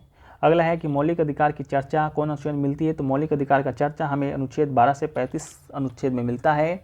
नीति निर्देशक सिद्धांत की बात करते हैं तो नीति निर्देशक सिद्धांत तत्व हमें अनुच्छेद 36 से 51 तक में मिलता है। नागरिकता नागरिकता की बात करेंगे तो नागरिकता आपका 5 से 11 अनुच्छेद में है, वर्णित है। अगला है कि निर्वाचन आयोग की चर्चा किन अनुच्छेद में देखने को मिलती है, तो निर्वाचन जो आयोग है उसकी चर्चा हमें अनुच्छेद 324 से लेकर 329 तक के अनुच्छेद में मिलता है। अगला है जेबीपी समिति के सदस्य कौन थे, तो याद रखिएगा जैसे जवाहरलाल नेहरू, बी से वल्लभ भाई पटेल, पी से पट्टाभी सितारमैया। ठीक है, तो जेबीपी समिति के सदस्य आपके नेहरू, पटेल, सितारमैया थे। अगला है रामुलू की हत्या मृत्यु कब हुआ था, तो जो रामुल्लू है उसका जो मृत्यु है आपका 25 दिसंबर 1952 को हो गया था, 15 दिसंबर 1952 को रामुल्लू की मृत्यु हो गया था। भाषाई के आधार पर गठित होने वाला प्रथम राज्य आपसे पूछा गया है, तो भाषाई के आधार पर गठित होने वाला प्रथम राज्य आपका आंध्र प्रदेश था, तो इसका राइट आंसर आपका आंध्र प्रदेश है। आंध्र प्रदेश का गठन कब हुआ था, तो आंध्र प्रदेश का गठन आपका 1 अक्टूबर 1953 को हुआ था। याद रखिएगा, आंध्र प्रदेश का गठन कब हुआ था, 1953 में हुआ था। किस डेट को हुआ था, 1 अक्टूबर को हुआ था। ठीक है, अगला है राज्य पुनः गठन आयोग के अध्यक्ष कौन थे, तो राज्य पुनः गठन आयोग के अध्यक्ष आपके फजल अली थे, इसको भी याद रखिएगा। इसके अलावा राज्य पुनः गठन अधिनियम कब पास किया गया था, तो राज्य पुनः गठन अधिनियम आपका 1956 में पास किया गया था, जुलाई में पास किया गया था, इसको भी याद रखिएगा। नेक्स्ट क्वेश्चन चलिए देखते हैं। तो नेक्स्ट क्वेश्चन आपका है महाराष्ट्र का गठन कब हुआ, तो महाराष्ट्र का जो गठन है आपका याद रखिएगा 1960 को हुआ था। महाराष्ट्र और गुजरात दोनों याद रखिएगा, महाराष्ट्र और गुजरात, ठीक है, महाराष्ट्र और गुजरात दोनों आपस में ही है। आपका दोनों का गठन आपका 1960 में किया गया था, 1 मई के दिन हम लोग मजदूर दिवस मनाते हैं, उसी दिन किया गया था, बस इसको याद रखना है। अगला है नागालैंड का गठन कब किया गया था, तो नागालैंड का गठन आपका 1 दिसंबर 1963 को किया गया था। नागालैंड का गठन कब किया गया था, तो 1 दिसंबर 1963 को किया गया था। नागालैंड का गठन कब किया गया था, 1 दिसंबर 1963 को किया गया था। नागालैंड 1963। हरियाणा की बात करेंगे तो हरियाणा का गठन आपका 1966 में किया गया था। हरियाणा की बात करेंगे तो 1966 में किया गया था। नागालैंड 1963 में किया गया था। अगला है हिमाचल प्रदेश की बात करेंगे तो इसका गठन आपका 1971 में किया गया था। बस आप ईयर याद रखिए, डेट उतना इंपॉर्टेंट आपके लिए है नहीं, ठीक है। तो डेट भी आप ऐसे भी याद रख सकते हैं, 1 दिसंबर को नागालैंड का गठन होता है। 1 दिसंबर के क्यों होता है आपको मालूम होगा, नागालैंड का स्थापना दिवस 1 दिसंबर को मनाया जाता है, इस कारण यहाँ पर एक हॉर्नबिल महोत्सव मनाया जाता है, ठीक है। तो 1 दिसंबर से लेकर 5 दिसंबर के बीच आपका हॉर्नबिल महोत्सव में नागालैंड में मनाया जाता है, ठीक है, इसको भी याद रखिएगा। अगला हरियाणा का गठन आपका 1 नवंबर को होता है। अगला हिमाचल प्रदेश का गठन आपका 25 जनवरी को होता है। 25 जनवरी को हम लोग राष्ट्रीय मतदाता दिवस मनाते हैं, उसी दिन आपका हिमाचल प्रदेश का गठन होता है। मेघालय की बात करेंगे तो इसका गठन आपका 1972 में होता है। मेघालय का गठन आपका 1975 में होता है, 1972 में होता है। इसका गठन आपका 21 जनवरी के दिन होता है। इसके अलावा मणिपुर त्रिपुरा का भी गठन 1972 में ही होता है। त्रिपुरा मणिपुर मेघालय तीनों का गठन आपका 1972 को 21 जनवरी के दिन ही होता है। सिक्किम की बात करेंगे तो सिक्किम का गठन आपका 1975 में होता है। सिक्किम का गठन आपका 26 अप्रैल को होता है 1975 में। इसके अलावा मिजोरम है। अरुणाचल प्रदेश के गठन की बात करेंगे तो मिजोरम और अरुणाचल प्रदेश का गठन आपका 1987 में सबसे बाद में होता है, ठीक है। कभी कभी आपसे क्रम भी पूछा जाएगा, ठीक है, क्रम से सजाने को आएगा तो याद रखिएगा, मिजोरम अरुणाचल प्रदेश का गठन आपका फरवरी 1987 में होता है, सबसे अंत में नहीं। इसके बाद भी होता है 30 मई के दिन। 30 मई का आपका गोवा का गठन होता है। गोवा की बात करेंगे तो 1987 में गठन होता है। छत्तीसगढ़ को याद रखिएगा, उत्तराखंड को याद रखिएगा, झारखंड को याद रखिएगा। ये 3 राज्यों का गठन आपका सन 2000 में होता है, 2000 ईस्वी में। बस डिफरेंस इतना है कि छत्तीसगढ़, जिसमें हाल ही में अभी चुनाव भी हुआ है, ठीक है, तो छत्तीसगढ़ का जो गठन है आपका 1 नवंबर को होता है। उत्तराखंड का गठन आपका 9 नवंबर को होता है और झारखंड का गठन आपका 15 नवंबर को होता है। झारखंड जो कि बिहार से अलग होकर बनता है, उत्तराखंड जो कि उत्तर प्रदेश से, छत्तीसगढ़ जो कि मध्य प्रदेश से अलग होकर राज्य बनता है। तेलंगाना का गठन आपका 2 जून को होता है 2014 के दिन। तेलंगाना में भी हाल ही में चुनाव हुआ है, यहाँ के मुख्यमंत्री JN रेड्डी रेड्डी साहब बने हैं, इसको भी याद रखना है। अगला है उत्तरी क्षेत्रीय परिषद का मुख्यालय की बात होगा तो इसका राइट आंसर नई दिल्ली होगा। उसी प्रकार मध्यवर्ती क्षेत्रीय परिषद का मुख्यालय की बात होगा तो इलाहाबाद होगा। उसी प्रकार पूर्वी क्षेत्रीय परिषद का मुख्यालय की बात होगा कोलकाता होगा, ठीक है। याद रखिएगा उत्तर, सबसे उत्तर में आपका, उत्तर में इसे तो रिलेट करके याद रखना पड़ेगा। उत्तर यानी कि दिल्ली कहाँ पर है, तो उत्तर में है। तो नई दिल्ली भी दोस्तों आपको कहाँ पर होगा इसका मुख्यालय, इसका मुख्यालय कहाँ होगा तो आपका नई दिल्ली होगा। मध्यवर्ती की बात करेंगे तो इलाहाबाद याद रखिएगा। इसके अलावा आपका पूर्वी का याद रखिएगा, कोलकाता याद रखना है पूर्वी को, ठीक है। इसके बाद है आपका वह है पश्चिमी क्षेत्रीय परिषद का, तो पश्चिमी को याद रखिएगा, मुंबई से। पश्चिमी क्षेत्रीय परिषद का मुख्यालय कहाँ पर है, तो ये दोस्तों आपका मुंबई में है। इसके अलावा दक्षिण की बात होगा, जब दक्षिण क्षेत्रीय परिषद का मुख्यालय कहाँ पर है, तो ये दोस्तों आपका दक्षिण क्षेत्रीय परिषद का मुख्यालय आपका चेन्नई हो जाएगा, पश्चिमी का मुंबई होगा। इसके अलावा भारत में पूछा जाएगा कि आपको किस तरह का नागरिकता है, तो भारत में आपको एकल नागरिकता है। एकल नागरिकता का प्रावधान है जो कि ब्रिटेन के संविधान से लिया गया है, तो इसको भी याद रखिएगा। भारत में किस तरह का नागरिकता है, तो एकल नागरिकता का प्रावधान किया गया है, इसको भी याद रखिएगा। इसके अलावा नागरिकता अधिनियम कब लाया गया था, पहली बार तो 1955 में लाया गया था। 1955 में लाया गया था आपका एकल नागरिकता। इसके अलावा माता की नागरिकता के आधार पर विदेश में जन्म लेने वाले नागरिकता प्रदान करने का प्रावधान कब दिया गया था, तो तो 1992 में दिया गया था। 1992 में क्या दिया गया था कि माता की नागरिकता के आधार पर विदेश में जन्म लेने वाले बच्चे को नागरिकता प्रदान करने का प्रावधान आपका 1992 में दिया गया था। नेक्स्ट आपका है कि भारतीय नागरिकता का अंत कितने प्रकार से होता है। ठीक है, तो भारतीय नागरिकता का जो अंत है 3 प्रकार से होता है, इसको भी याद रखिएगा। अगला है कि मौलिक अधिकार किस देश से लिया गया है, तो मौलिक अधिकार आपका अमेरिका से लिया गया है। अगला है मौलिक अधिकार का वर्णन भाग 3 में है, इसको भी याद रखिएगा। अनुच्छेद की बात हम लोग कर चुके हैं, अनुच्छेद 12 से 35 तक में है। अगला आपका है वह है कि भारत का अधिकार पत्र यानी कि मैग्ना कार्टा संविधान के किस भाग को कहा जाता है, तो भारत का जो अधिकार पत्र या मैग्ना कार्टा है भाग 3 को ही कहा जाता है। अगला है मौलिक अधिकार की सुरक्षा के लिए व्यक्ति उच्च न्यायालय में किस अनुच्छेद के तहत जा सकता है, तो मौलिक अधिकार के तहत जो सुरक्षा के लिए जो उच्च न्यायालय में उच्च न्यायालय यानी कि हाईकोर्ट का बात होगा तो हाईकोर्ट जा सकता है आपका अनुच्छेद 226 के तहत। उसी प्रकार आपका सुप्रीम कोर्ट जा सकता है यानी कि उच्चतम न्यायालय जा सकता है आपका अनुच्छेद 32 के तहत। ठीक है, अगला है मूल संविधान में कितने मौलिक अधिकार थे, तो मूल संविधान में आपको मालूम होगा कि मूल संविधान में मात्र टोटल 7 मौलिक अधिकार हुआ करते थे। इसके अलावा जो अनुच्छेद जो 31 है उसको निरस्त कर दिया गया था, जो कि आपका संपत्ति के अधिकार से संबंधित था, जो कि आपका 44वां संविधान संशोधन 1978 के माध्यम से समाप्त किया गया था। ठीक है, अभी नेक्स्ट क्वेश्चन है कि वर्तमान में संपत्ति का अधिकार किस तरह का अधिकार है, तो वर्तमान में जो संपत्ति का अधिकार है वो दोस्तों आपका कानूनी अधिकार है। अगला है कि वर्तमान में संपत्ति का अधिकार की चर्चा किन अनुच्छेद में है, तो वर्तमान में जो संपत्ति का अधिकार की जो चर्चा है अनुच्छेद 300 के क में है। अगला है कि 1931 के कराची अधिवेशन की अध्यक्षता किसने किया था, तो 1931 के कराची अधिवेशन का अध्यक्षता आपके सरदार वल्लभ भाई पटेल जी ने किया था। अगला है कि समता या समानता का अधिकार की चर्चा किस अनुच्छेद में है, तो समता या समानता का अधिकार का चर्चा अनुच्छेद 14 से 18 तक में है, इसको भी याद रखिएगा। अगला है कि स्वतंत्रता का अधिकार का चर्चा किस अनुच्छेद में है, तो स्वतंत्रता का अधिकार का चर्चा आपका अनुच्छेद 19 से 22 तक में है। अगला है शोषण के विरुद्ध अधिकार आपका 23 से 24 तक में है। इसके अलावा धार्मिक स्वतंत्रता का अधिकार आपका अनुच्छेद 25 से 28 तक में है। इसके अलावा अनुच्छेद 29-30 क्या है, तो अनुच्छेद 29-30 है आपका शिक्षा और संस्कृति का अधिकार है। संबंधी बातें पर शिक्षा और संस्कृति का अधिकार संबंधी जो बातें हैं अनुच्छेद 29-30 में वर्णित है। अगला है संवैधानिक उपचारों का अधिकार। संवैधानिक उपचारों का अधिकार की बात करेंगे तो अनुच्छेद 32 में है। ठीक है, इसके अलावा अगला है विधि के समक्ष समानता का बात किस अनुच्छेद में है, तो विधि समक्ष समानता जो है आपका अनुच्छेद 14 में है। अगला है कि धर्म, जाति, नस्ल, लिंग या जन्म स्थान के आधार पर भेदभाव का निषेध किस अनुच्छेद में है, तो ये आपका अनुच्छेद 15 में है। अगला है कि लोक नियोजन के विषय में अवसर की समता की चर्चा किस अनुच्छेद में है, तो अनुच्छेद 16 में है। अगला है कि अस्पृश्यता का अंत वर्णित है, तो अनुच्छेद 17 में है। अगला है उपाधियों का अंत किस अनुच्छेद में है, तो अनुच्छेद 18 में है। इसके अलावा भारत रत्न हो गया, पद्म विभूषण हो गया, महावीर चक्र हो गया, वीर चक्र हो गया आदि किस अनुच्छेद के तहत दिया जाता है, तो अनुच्छेद 18 के तहत दिया जाता है। अगला है प्रेस की स्वतंत्रता का वर्णन किस अनुच्छेद में है, तो प्रेस की स्वतंत्रता का वर्णन अनुच्छेद 19 के ए में है। अगला है संघ बनाने की स्वतंत्रता, तो संघ बनाने का स्वतंत्रता आपका अनुच्छेद 19 के सी में है। 19 के सी में संघ बनाने की स्वतंत्रता है। प्रेस की स्वतंत्रता आपका अनुच्छेद ए में है। अगला है कोई व्यक्ति व्यापार और जीविका चलाने की स्वतंत्रता अनुच्छेद 19 के जी में है। अनुच्छेद के 19 के जी में है। अगला है कि अपराधियों के लिए दोष सिद्धि के संबंध में संरक्षण की चर्चा, अपराधियों के लिए दोष सिद्धि के संबंध में संरक्षण की चर्चा आपका अनुच्छेद 20 में है। अगला है कि प्राण एवं दैहिक स्वतंत्रता की सुरक्षा किस अनुच्छेद में है, तो अनुच्छेद 21 में है। अगला है कि राज्य न्यायाधिकरण की स्थापना कब हुआ था, तो राष्ट्रीय न्यायाधिकरण की स्थापना, तो राष्ट्रीय न्यायाधिकरण की स्थापना आपका अनुच्छेद की बात नहीं है, आपका अक्टूबर 2010 को हुआ था, इसको भी याद रखिएगा।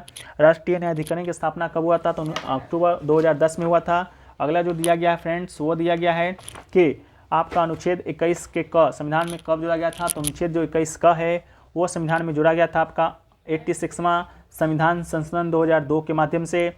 अगला है कुछ दशाओं में गिरफ्तारी निरोध में संरक्षण का चर्चा किस अनुच्छेद में है, तो अनुच्छेद 22 में है। अगला है कि पहला निवारक निरोध कब पारित हुआ था, तो पहला निवारक निरोध पारित हुआ था आपका 1950 में 26 फरवरी को दिन। अगला है पोटो का फॉर्मूला पूछा गया है। पोटो की बात करेंगे तो पोटो का जो फॉर्मूला होता है आपका प्रिवेंशन ऑफ टेररिज्म ऑर्डिनेंस होता है, इसको भी याद रखिएगा। जो आपका संसद पर जो आतंकी हमला हुआ था उसमें जो अजमल खान था, क्या नाम था, अजमल कसाब नहीं जो था, उसको जो गिरफ्तार किया गया था आपका पोटो के तहत किया गया था, इसको भी याद रखिएगा, जिसका फुल फॉर्म होता है प्रिवेंशन ऑफ टेररिज्म ऑर्डिनेंस। अगला है पोटा कब लागू हुआ था, पोटो को लागू किया गया था आपका 25 अक्टूबर 2001 को। अगला है मानव के दुर्व्यवहार और बालाश्रम का प्रतिषेध किस अनुच्छेद में है, तो मानव के दुर्व्यवहार और बालाश्रम का प्रतिषेध आपका अनुच्छेद 23 में है। अगला है बालक के नियोजन का प्रतिषेध किस अनुच्छेद में है, तो बालक के नियोजन का जो प्रतिषेध है आपका अनुच्छेद 24 में है। अगला है कि अपने धर्म के प्रति आचरण और प्रचार करने की स्वतंत्रता, तो अपने धर्म के प्रति आचरण और प्रचार करने की स्वतंत्रता आपका अनुच्छेद 25 में है। अगला है धार्मिक कार्यों की प्रबंध की स्वतंत्रता किस अनुच्छेद में है, तो धार्मिक कार्य करने की जो स्वतंत्रता है आपका अनुच्छेद 26 में है। अगला है अल्पसंख्यक वर्ग के हितों का संरक्षण किस अनुच्छेद में है, तो अल्पसंख्यक वर्ग के हितों का जो संरक्षण है वो दोस्तों आपका अनुच्छेद 19 में है, अनुच्छेद 29 में है। अगला है शिक्षा संस्थाओं की स्थापना प्रशासन करने का अल्पसंख्यक वर्गों का अधिकार की चर्चा किस अनुच्छेद में है, तो ये दोस्तों आपका अनुच्छेद 30 में है। अगला है संवैधानिक उपचारों के अधिकार को किसने संविधान का आत्मा कहा है, तो संवैधानिक उपचारों के अधिकार को संविधान का आत्मा भीमराव अम्बेडकर ने कहा है। अगला है समादेश कितने प्रकार के होते हैं, समादेश तो 5 प्रकार का होता है। समादेश किस वाद में कहा गया था कि संसद मूल अधिकार में संशोधन नहीं कर सकता है, तो ये कहा था गोलकनाथ बनाम पंजाब राज्यवाद में, जो कि 1967 में घटित हुआ था। उसमें सुप्रीम कोर्ट ने कहा था कि संसद है जो कि मूल अधिकार में संशोधन नहीं कर सकता है। अगला है सर्वोच्च न्यायालय ने यह कब अधिकार दिया कि संसद मूल संविधान में संशोधन कर सकता है, फिर 1971 में 24वां संविधान संशोधन के माध्यम से सुप्रीम कोर्ट यह अधिकार दे देता है कि जो संसद है वो आपका संविधान मौलिक अधिकार में संशोधन कर सकता है। अगला है राज्य के नीति निर्देशक सिद्धांत का वर्णन संविधान के किस भाग में है, तो संविधान का जो नीति निर्देशक सिद्धांत का वर्णन है संविधान के भाग 4 में है। अगला है राज्य के नीति निर्देशक सिद्धांत का किस देश से लिया गया है, तो आयरलैंड के संविधान से लिया गया है। अगला है कि राज्य लोक कल्याण की अभिवृद्धि के लिए सामाजिक व्यवस्था बनाएगा, इसकी चर्चा किन अनुच्छेद में है, तो राज्य लोक कल्याण की अभिवृद्धि के लिए सामाजिक व्यवस्था बनाएगा, यह आपका अनुच्छेद 30 में है। अनुच्छेद 30 में है, इसको भी याद रखना है। नेक्स्ट क्वेश्चन देखिए पूछा गया है आर्थिक न्याय प्राप्त करने के सिद्धांत का उल्लेख, आर्थिक न्याय प्राप्त करने के सिद्धांत का उल्लेख, तो ये आपका अनुच्छेद 39 में है। ठीक है, किसमें है, अनुच्छेद 39 में आर्थिक न्याय।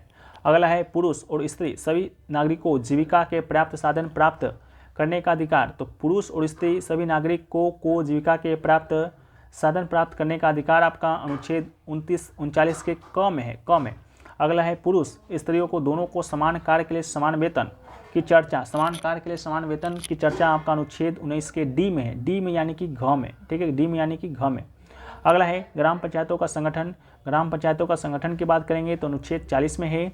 अगला है कुछ दशाओं में काम शिक्षा और लोक सहायता पाने का अधिकार की चर्चा, तो कुछ दशाओं में काम शिक्षा लोक सहायता पाने का अधिकार का चर्चा अनुच्छेद 41 में है। अगला है कर्मकारों के लिए निर्वाचन मजदूरी एवं कुटीर उद्योग को प्रोत्साहन की चर्चा, कर्मकारों के लिए निर्वाचन मजदूरी और कुटीर उद्योग को प्रोत्साहन करने का चर्चा आपका अनुच्छेद 43 में है। किस में है, अनुच्छेद 43 में है। अगला है कि नागरिकों के लिए एक समान सिविल संहिता, एक समान सिविल संहिता आपका अनुच्छेद 44 में है। अगला है कृषि एवं पशुपालन का संगठन आपका अनुच्छेद 48 में है। अगला है पर्यावरण का संरक्षण वन एवं वन जीवों की रक्षा का चर्चा का अनुच्छेद के 48 के क में है। अगला है राष्ट्रीय महत्व के स्मारकों स्थानों व वस्तुओं के संरक्षण की चर्चा, तो राष्ट्रीय महत्व के स्मारकों स्थानों व वस्तुओं के संरक्षण की चर्चा आपका अनुच्छेद 39 में है, अनुच्छेद 49 में है, अनुच्छेद 49 में है। अगला है न्यायपालिका एवं कार्यपालिका का पृथक्करण अनुच्छेद 50 में है। अगला है अंतर्राष्ट्रीय शांति सुरक्षा की अभिवृद्धि की चर्चा अनुच्छेद 51 में है। अगला है प्राथमिक स्तर पर मातृभाषा में शिक्षा देना की चर्चा किस अनुच्छेद में है, तो जो प्राथमिक स्तर पर जो आप मातृभाषा में शिक्षा देना का जो अवसर है आपका अनुच्छेद 350 के कम है। याद रखिएगा 350 के कम है, 350 के कम है। अगला है हिंदी को प्रोत्साहन देने का चर्चा, तो हिंदी को प्रोत्साहन देने का चर्चा आपका अनुच्छेद 351 में है, अनुच्छेद 351 में है। अगला है किसने कहा था कि राज्य का नीति निर्देशक तत्व एक ऐसा चेक है जो बैंक की सुविधा अनुसार अदा की जाएगी। ठीक है, तो ये आपका के.टी. साहा ने कहा था। याद रखिएगा के.टी. साहा ने कहा था, के.टी. साहा ने। अगला है मौलिक अधिकार को किस समिति की सिफारिश पर जोड़ा गया, तो आपका सरदार स्वर्ण सिंह समिति की सिफारिश पर जोड़ा गया। अगला है मौलिक कर्तव्य को संविधान में कब जोड़ा गया, मौलिक कर्तव्य को संविधान में 42वां संविधान संशोधन 1976 के माध्यम से जोड़ा गया। अगला है मौलिक कर्तव्य संविधान के किस भाग में है, तो ये आपका भाग 4 के क में है, इसको भी याद रखना है। अगला है मौलिक कर्तव्यों की संख्या, तो मौलिक कर्तव्य की संख्या 11 है। देश की रक्षा करें, ये किस प्रकार का क्या है, तो देश की रक्षा करना यह हमारा मौलिक कर्तव्य है। अगला है माता पिता को मौलिक कर्तव्य का दर्जा कब दिया गया था, माता पिता को मौलिक कर्तव्य का दर्जा नहीं, शिक्षा माता पिता को ये अधिकार होगा, ये आपका कर्तव्य होगा कि आपका 6 से 14 वर्ष के बच्चे को शिक्षा दे। ये एक कर्तव्य आपका मौलिक कर्तव्य जो कि 86वां संविधान संशोधन 2002 के माध्यम से दिया गया था। अगला है भारतीय संघ की कार्यपालिका की शक्ति राष्ट्रपति में निहित होगी। भारतीय संघ का जो कार्यपालिका की शक्ति है वो आपका राष्ट्रपति में निहित होगी। ये किस अनुच्छेद में है? तो ये अनुच्छेद 53 में है। बाकी अनुच्छेद 52 में है कि राष्ट्रपति भारत का प्रथम नागरिक होता है। इसकी चर्चा की बात करेंगे तो अनुच्छेद 52 में है। अगला है राष्ट्रपति की योग्यता के विषय में जानकारी। तो राष्ट्रपति योग्यता के विषय में यानी कि राष्ट्रपति बनने के विषय में जो जानकारी है आपका अनुच्छेद 58 में है। याद रखिएगा अनुच्छेद 58 में है। अगला है राष्ट्रपति के निर्वाचक मंडल। निर्वाचक मंडल की बात करेंगे तो निर्वाचन के लिए निर्वाचक मंडल के विषय में जानकारी अनुच्छेद 54 देता है। अगला है कि राष्ट्रपति के निर्वाचन किस पद्धति के द्वारा होता है? तो राष्ट्रपति का जो निर्वाचन है वह आपका समूह समानुपातिक प्रतिनिधित्व प्रणाली एवं एकल संक्रमणीय मत पद्धति के द्वारा होता है। अगला है राष्ट्रपति के निर्वाचन में संबंधित विवादों का निपटारा किसके द्वारा किया जाता है? तो ये जो विवादों का बंटवारा है वो किया जाता है आपका उच्चतम न्यायालय के द्वारा। किसके द्वारा? सुप्रीम कोर्ट के द्वारा किया जाता है। अगला है राष्ट्रपति का कार्यकाल के विषय में जानकारी। तो राष्ट्रपति के कार्यकाल के विषय में जानकारी आपका अनुच्छेद 56 देता है। ठीक है, अनुच्छेद 56। अगला है भारत के प्रथम राष्ट्रपति कौन थे? तो भारत के प्रथम राष्ट्रपति आपके डॉक्टर राजेंद्र प्रसाद जी थे। अगला है स्वतंत्र भारत के बाद पैदा होने वाली भारत की पहली राष्ट्रपति कौन है? तो स्वतंत्रता के बाद भारत में पहली राष्ट्रपति हैं आपके द्रौपदी मुर्मू जी हैं। अगला है राष्ट्रपति पर महाभियोग की चर्चा किस अनुच्छेद में है? तो राष्ट्रपति पर महाभियोग की चर्चा अनुच्छेद 61 में है। 61 में है। अगला है राष्ट्रपति के ऊपर महाभियोग की प्रक्रिया शुरू करने से पहले उनको कितना दिन पहले की जानकारी देना होता है? तो ये जानकारी 14 दिन का होता है। 14 दिन के पहले उनको बता देना है कि उन पर राष्ट्र महाभियोग लगने वाला है। अगला है राष्ट्रपति पद अगर खाली है तो उसको कितने महीनों के अंदर भरना होता है? तो मात्र 6 महीना का समय होता है। अगर राष्ट्रपति का पद खाली है तो 6 महीना के अंदर इसको भरना होता है। अगला है अगर राष्ट्रपति उपराष्ट्रपति दोनों पद खाली है तो उनके पदों का निर्वहन कौन करता है? तो उनके पदों का निर्वहन आपका उच्चतम न्यायालय का मुख्य न्यायाधीश करता है, यानी कि सुप्रीम कोर्ट के जो मुख्य न्यायाधीश होते हैं वही करते हैं। ठीक है, अगर राष्ट्रपति ना हो तो उपराष्ट्रपति कार्य का निर्वहन करते हैं, लेकिन उपराष्ट्रपति भी ना हो तो उच्चतम न्यायालय का मुख्य न्यायाधीश आपका निर्वहन करता है। अगला है राष्ट्रपति और उपराष्ट्रपति का पद खाली है तो इसकी जानकारी किस अनुच्छेद से प्राप्त होती है? तो राष्ट्रपति और उपराष्ट्रपति का पद खाली है तो इसकी जानकारी हमें अनुच्छेद 70 से प्राप्त होती है। अनुच्छेद 70। अगला है राष्ट्रपति का मासिक वेतन कितना है? तो वेतन आपका 5 लाख है। भारत के प्रधानमंत्री की नियुक्ति कौन करता है? तो राष्ट्रपति ही करता है। अगला है भारत के सर्वोच्च एवं उच्च न्यायालय के मुख्य न्यायाधीश की नियुक्ति कौन करता है? तो भारत का जो सर्वोच्च न्यायालय है और उच्च न्यायालय है उसके मुख्य न्यायाधीश की नियुक्ति राष्ट्रपति के द्वारा ही किया जाता है। अगला है भारत के नियंत्रक और महालेखा परीक्षक की नियुक्ति कौन करता है? तो नियंत्रक और महालेखा परीक्षक की नियुक्ति आपका राष्ट्रपति के द्वारा ही किया जाता है। अगला है संसद के सत्र को आहूत करने, सत्र अवसान करने का अधिकार किसके पास है? तो ये आपके राष्ट्रपति के पास ही है। अगला है कि धन विधेयक की चर्चा किस अनुच्छेद में है? तो धन विधेयक का चर्चा आपका अनुच्छेद 110 में है, याद रखिएगा। अगला है संचित निधि में व्यय करने वाले विधेयक की चर्चा। तो संचित निधि में व्यय करने वाले विधेयक की चर्चा आपका अनुच्छेद 117 में है। अनुच्छेद 117 में है। ठीक है, संचित निधि ऐसी निधि को कहा जाता है इमरजेंसी में। ठीक है, इमरजेंसी में दिया जाने वाला जो आपके वेतन भत्ते होते हैं वो आपके संचित निधि के माध्यम से ही दिए जाते हैं। तो इसे याद रखिएगा अनुच्छेद 17 यानी कि खतरा। ठीक है, तो खतरा में ही आपका संचित निधि का उपयोग होता है। अगला है राष्ट्रपति दोनों सदन की संयुक्त बैठक किस अनुच्छेद के तहत बुलाता है? तो आपका अनुच्छेद 108 के तहत बुलाता है। अगला है किसी भी अनुदान की मांग राष्ट्रपति की सिफारिश पर की जाएगी। राष्ट्रपति की सिफारिश पर किया जाएगा, अन्यथा नहीं। इसकी जानकारी किस अनुच्छेद में है? तो अनुदान की मांग की बात करेंगे तो आपका अनुच्छेद 113 के 3 में है। अनुच्छेद 113 के 3 में है।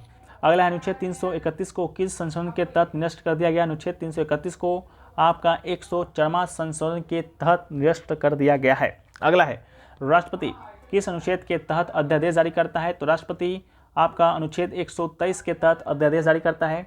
अगला है विदेशों के लिए भारतीय राजदूतों की नियुक्ति कौन करता है? तो विदेशों के लिए भारतीय जो राजदूत होते हैं उसकी नियुक्ति राष्ट्रपति के द्वारा ही किया जाता है। अगला है राष्ट्रपति किस अनुच्छेद के तहत क्षमादान करता है? तो अनुच्छेद 72 के तहत राष्ट्रपति क्षमादान करता है।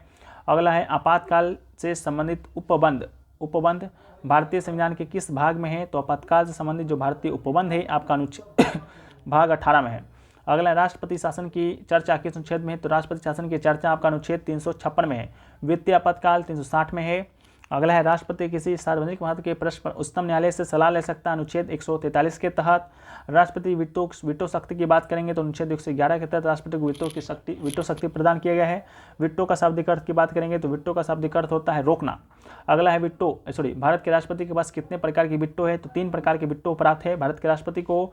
जैव वीटो की बात करेंगे तो आपका भारतीय डाकघर संशोधन अधिनियम 1986 में ये आपका ज्ञानी जेल सिंह ने इसको लगाया था। अगला है यानी रोक दिया था। अगला है कि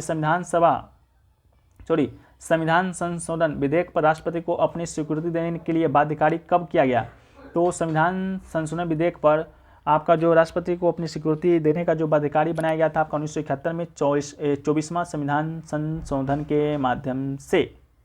अगला है कि भारत के प्रथम राष्ट्रपति कौन थे, तो भारत के प्रथम राष्ट्रपति थे आपके राजेंद्र प्रसाद, जो कि 2 बार निर्वाचित हुए थे। अगला है कि कौन ऐसे व्यक्ति थे जो कि लगातार 2 बार उपराष्ट्रपति 1 बार राष्ट्रपति भी रहे हैं, तो इसका right answer doctor S Radhakrishnan हो जाएगा। ठीक है, डॉक्टर एस राधाकृष्णन हो जाएंगे, जो कि 2 बार उपराष्ट्रपति रहे और आपका 1 बार राष्ट्रपति भी रहे।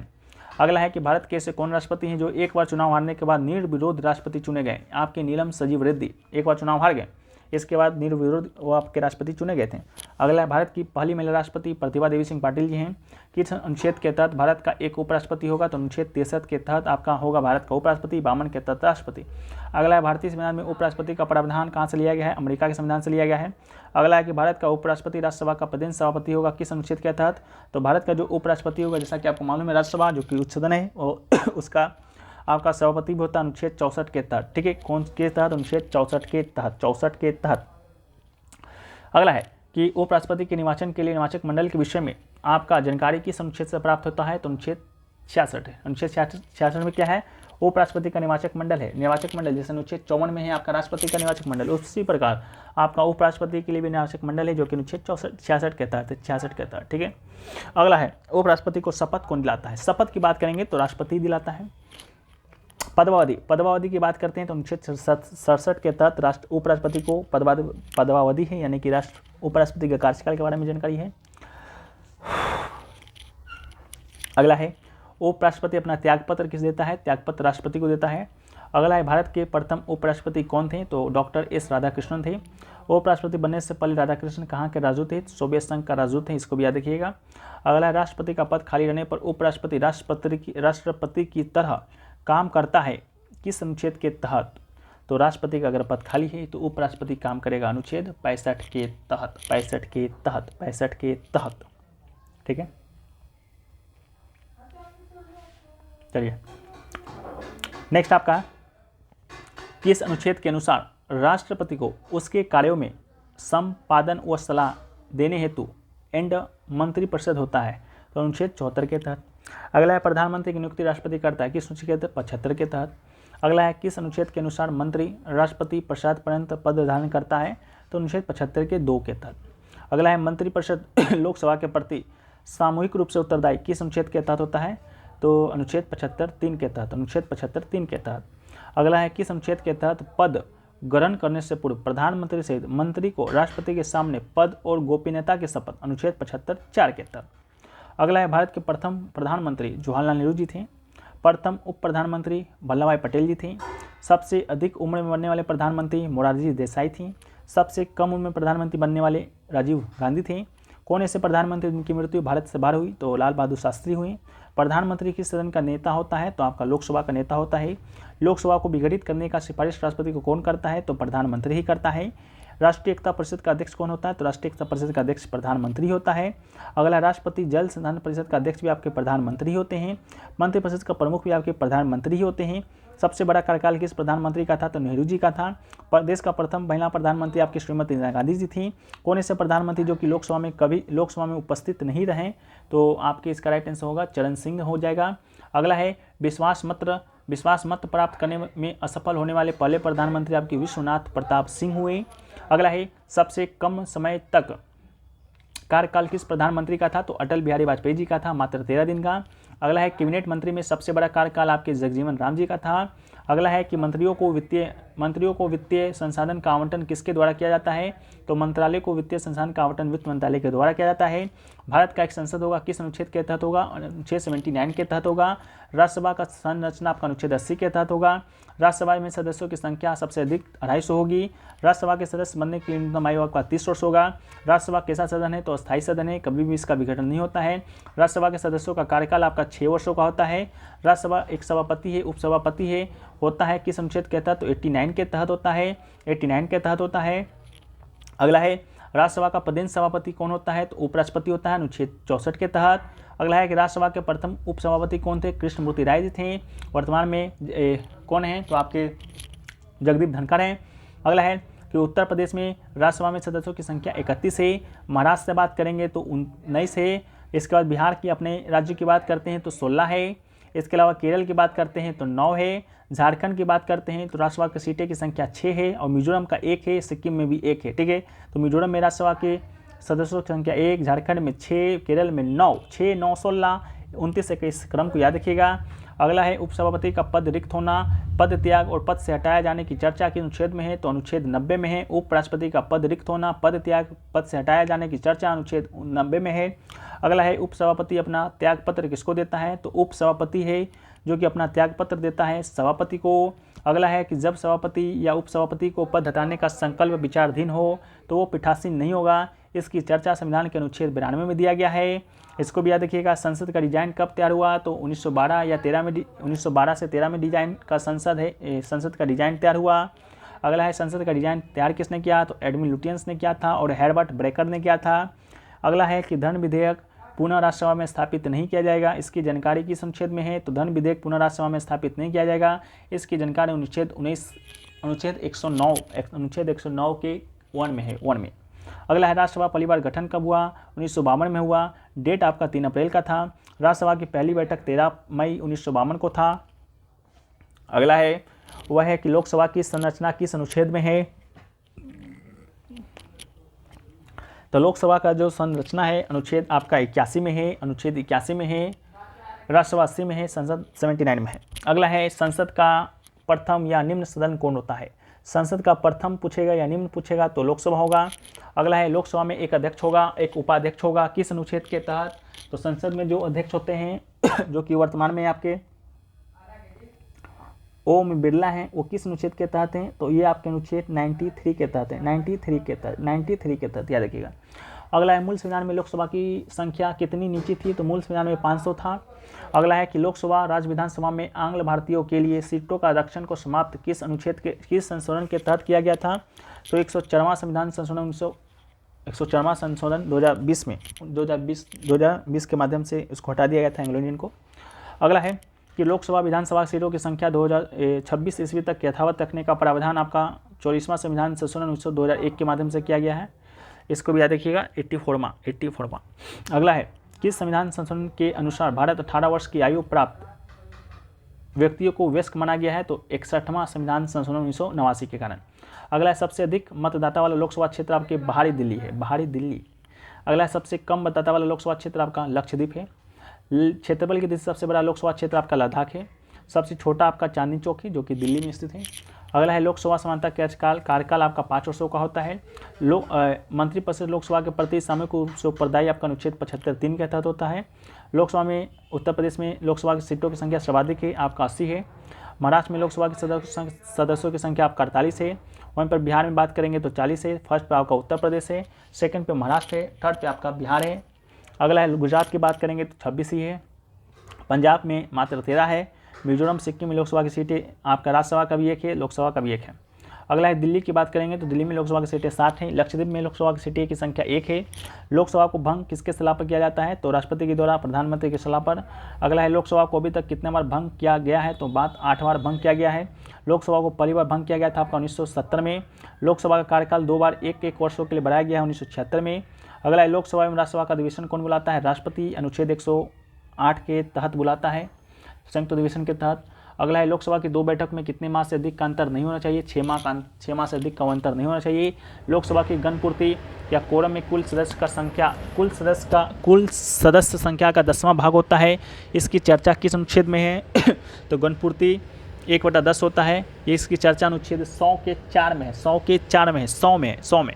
अगला है संयुक्त अधिवेशन, अनुच्छेद 108 में है। संयुक्त अधिवेशन की अध्यक्षता कौन करता है? तो लोकसभा अध्यक्ष करता है, बुलाता आपका राष्ट्रपति है। अगला है कि संयुक्त अधिवेशन की असंयुक्त अधिवेशन की अध्यक्षता लोकसभा करता है। इसकी जानकारी हमें किस अनुच्छेद से मिलता है? अनुच्छेद 118 के 4 से मिलता है। ठीक है, क्या दिया गया है कि संयुक्त अधिवेशन की असंयुक्त अधिवेशन की अध्यक्षता लोकसभा करता है। इसकी जानकारी हमें अनुच्छेद 118 के 4 में मिलता है।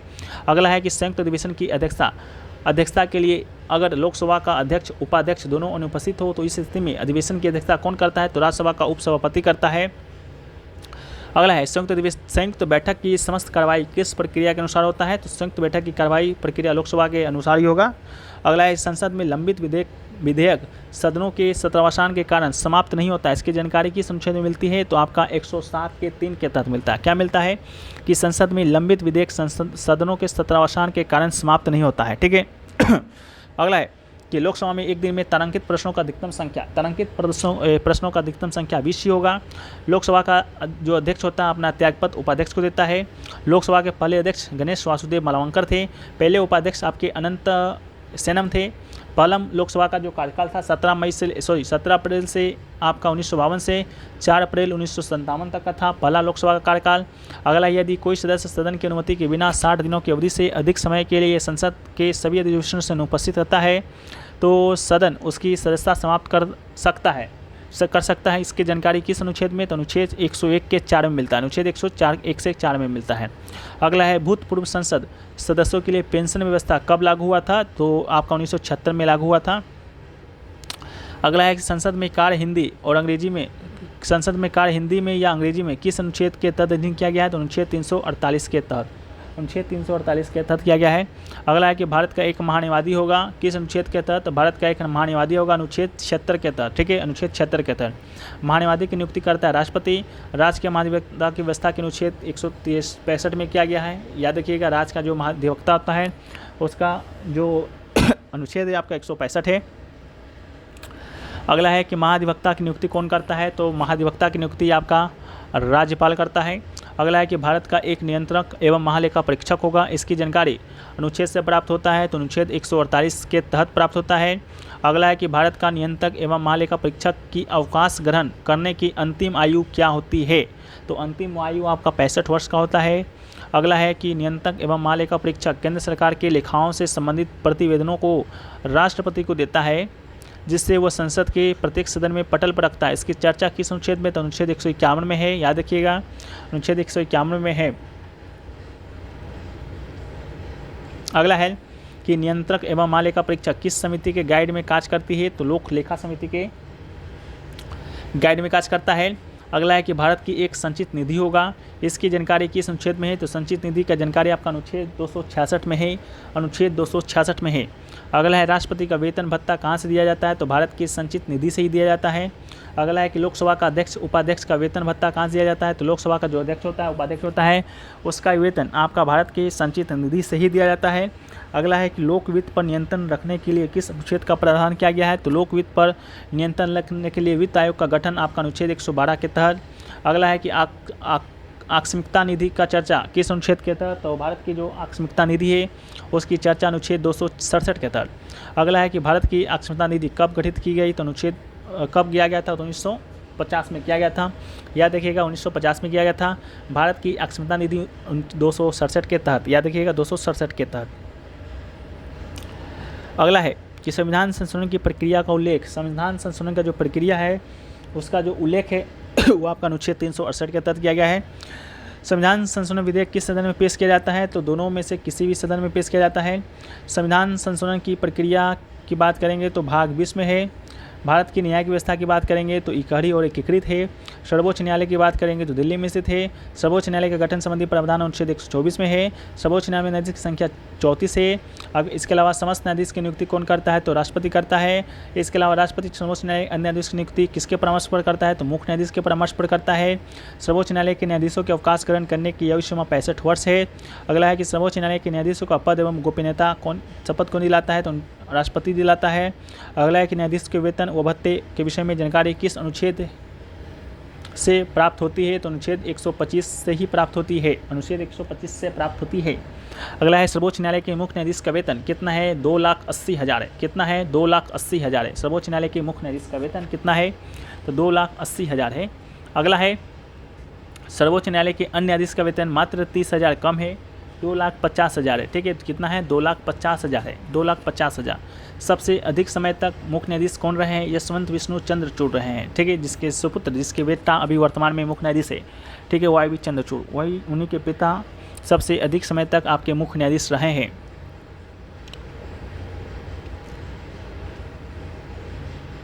अगला है वह है कि सबसे कम समय तक मुख्य न्यायाधीश रहने वाले कौन हैं, तो सबसे कम समय तक जो मुख्य न्यायाधीश रहने वाले कौन है, तो कमल नारायण सिंह है। कमल नारायण सिंह है, सबसे कम समय तक मुख्य न्यायाधीश रहे हैं। अगला है जब भारतीय पद्धति में लोकहित मुकदमा PIL लाया गया तब भारत के न्यायमूर्ति कौन थे, PN भगवती थे, PN भगवती थे। अगला है कि देश का सबसे बड़ा अपीलीय न्यायालय कौन है, तो सर्वोच्च न्यायालय है। अगला है कि राष्ट्रपति किस अनुच्छेद के तहत सार्वजनिक महत्व के विवादों पर सर्वोच्च न्यायालय का परामर्श मांगता है, अनुच्छेद 141 के तहत। किस अनुच्छेद के अनुसार सर्वोच्च न्यायालय को अभिलेखीय न्यायालय का स्थान प्राप्त है, अनुच्छेद 129 के तहत। भारत में मौलिक अधिकार का रक्षक कौन है, सर्वोच्च न्यायालय ही है। भारत का सर्वोच्च न्यायालय नागरिकों के मौलिक अधिकारों को रक्षक है, किस अनुच्छेद में है, अनुच्छेद 32 में है। अगला है प्रत्येक राज्य के लिए एक उच्च न्यायालय होता है, एक उच्च न्यायालय होता है किस अनुच्छेद के आधार पर, तो आपका अनुच्छेद 214 के आधार पर। अगला है कि संसद विधि के द्वारा 2 या 2 से अधिक राज्यों और किसी संघ राज्य क्षेत्र के लिए एक ही उच्च न्यायालय होगा, इसकी जानकारी किस अनुच्छेद में है, तो अनुच्छेद 231 में है। ठीक है, संसद विधि के द्वारा 2 या 2 से अधिक राज्यों या और किसी संघ राज्य क्षेत्र के लिए एक ही उच्च न्यायालय होगा। ठीक है, यह आपका अनुच्छेद 231 में है। अगला है कि वर्तमान में भारत में कितने उच्च न्यायालय हैं, तो वर्तमान में भारत में आपके 25 उच्च न्यायालय हैं, 25। अगला है उच्च न्यायालय के न्यायाधीश को शपथ कौन दिलाता है, तो संबंधित राज्य का राज्यपाल होगा, वही शपथ दिलाएगा ना। अगला है कि उच्च न्यायालय के न्यायाधीश का अवकाश ग्रहण करने का जो अधिकतम उम्र है आपका 62 वर्ष है। कलकत्ता में उच्च न्यायालय का स्थापना आपका हुआ था 1862 में। कलकत्ता उच्च न्यायालय के अंतर्गत कौन कौन राज्य आता है, याद रखिएगा, पश्चिम बंगाल तो आएगा ही आएगा, साथ में अंडमान निकोबार द्वीप समूह भी आएगा। अगला है पटना उच्च न्यायालय की स्थापना आपका अनुच्छेद कब होता है, 1916 में होता है। मद्रास में उच्च न्यायालय की स्थापना 1862 में होता है, कलकत्ता के साथ साथ। अगला है मद्रास उच्च न्यायालय के अंतर्गत कौन कौन से राज्य आते हैं, तमिलनाडु आते हैं और पुडुचेरी आता है। मद्रास उच्च न्यायालय का मूल स्थान आपका चेन्नई है। उड़ीसा में उच्च न्यायालय का स्थापना कब हुआ था, 1948 में हुआ था। अगला है उड़ीसा उच्च न्यायालय का मूल स्थान कहाँ है, तो कटक है। गुवाहाटी उच्च न्यायालय का गुवाहाटी उच्च न्यायालय का स्थापना आपका 1948 में होता है। गुवाहाटी उच्च न्यायालय के अंतर्गत कौन कौन से राज्य आते हैं, तो आपका तो एक आएगा असम आएगा, एक मिजोरम आएगा, अरुणाचल प्रदेश आएगा, नागालैंड, यानी कि 4 राज्य। जो 4 राज्य हैं वो आपके गुवाहाटी उच्च न्यायालय के अंतर्गत ही आते हैं। और 4 राज्य आपके हैं, असम हो गया, नागालैंड हो गया, मिजोरम हो गया और आपके अरुणाचल प्रदेश हो गया। अगला है केरल में उच्च न्यायालय की स्थापना आपका 1956 में होता है। केरल उच्च न्यायालय के तहत आपका केरल व लक्षद्वीप आता है। अगला है केरल उच्च न्यायालय का मूल स्थान आपका एर्नाकुलम है। गुजरात में उच्च न्यायालय का मूल स्थान आपका अहमदाबाद है, इसकी स्थापना 1960 में हुआ था। हिमाचल प्रदेश का उच्च न्यायालय का मूल स्थान आपका शिमला है। इसके अलावा छत्तीसगढ़ उच्च न्यायालय का स्थापना आपका 2000 में होता है। इसके अलावा छत्तीसगढ़ उच्च न्यायालय का मूल स्थान आपका बिलासपुर है। इसके अलावा राजस्थान उच्च न्यायालय का मूल स्थान आपका जोधपुर है, इसकी स्थापना 1950 में होता है। इसके अलावा केरल उच्च न्यायालय ने बंद को असंवैधानिक घोषित कब किया था, तो आपका 1947 में किया था। अगला है उच्च न्यायालय को किस प्रकार का न्यायालय माना जाता है, अभिलेखीय न्यायालय माना जाता है। अगला है लोक अदालत की स्थापना आपका 1987 में हुआ था। अगला है दिल्ली में पहली लोक अदालत की बैठक कब हुई था, दिल्ली में पहली लोक अदालत की बैठक आपको अक्टूबर 1985 में हुआ था। अगला है उपभोक्ता संरक्षण कब पारित हुआ था, 1986 में हुआ था। अगला है केंद्रीय प्रशासनिक अधिकरण की जानकारी किस अनुच्छेद में मिलता है, तो केंद्रीय प्रशासनिक अधिकरण की जानकारी अनुच्छेद 323 के ए में मिलता है। अगला है केंद्रीय प्रशासनिक अधिकरण अधिनियम कब लाया गया, तो 1985 में लाया गया था, याद रखिएगा। अगला है केंद्रीय प्रशासनिक अधिकरण भारत पारित करने के समय भारत के प्रधानमंत्री आपके राजीव गांधी थे। राज्य शासन के लिए संविधान के किस भाग में प्रावधान है, तो भाग 6 में है। राज्य का पालिका का प्रमुख कौन होता है? राज्यपाल होता है। प्रत्येक राज्य के लिए एक राज्यपाल होगा। कौन सा अनुच्छेद के तहत? अनुच्छेद 153 के तहत। अगला है कि एक ही व्यक्ति 2 या 2 से अधिक राज्यों के लिए भी राज्यपाल नियुक्त किया जा सकता है। यह प्रावधान आपका 1956 में किया गया था 7वां संविधान संशोधन के तहत। नेक्स्ट आपका है राज्यपाल की योग्यता के लिए कितना उम्र होना चाहिए? 35 वर्ष होगा तभी आप राज्यपाल बन सकते हैं। राज्यपाल की नियुक्ति आपका राष्ट्रपति करता है। राज्यपाल का मासिक वेतन कितना है? 3 लाख है, 50,000 है, 3,50,000 यानी कि 3.5 लाख। अगला है कि राज्यपाल का मासिक वेतन 3,50,000 हो गया है। अगला है कि राज्यपाल पद ग्रहण करने से पहले किसके समक्ष शपथ लेता है? उच्च न्यायालय के मुख्य न्यायाधीश के समक्ष शपथ लेता है। राज्यपाल के समस्त कार्यपालिका किसके पास होती है? तो राज्य के समस्त कार्यपालिका की शक्ति राज्यपाल के पास। राज्य लोक सेवा आयोग की नियुक्ति राज्यपाल करता है। महाधिवक्ता मुख्य सचिव की नियुक्ति राज्यपाल करता है। मुख्यमंत्री को शपथ राज्यपाल ही दिलाता है। राज्यपाल के उच्च न्यायालय में न्यायाधीश की नियुक्ति के संबंध में राष्ट्रपति को परामर्श देता है। इसकी चर्चा अनुच्छेद 217 के 1 में किया गया है।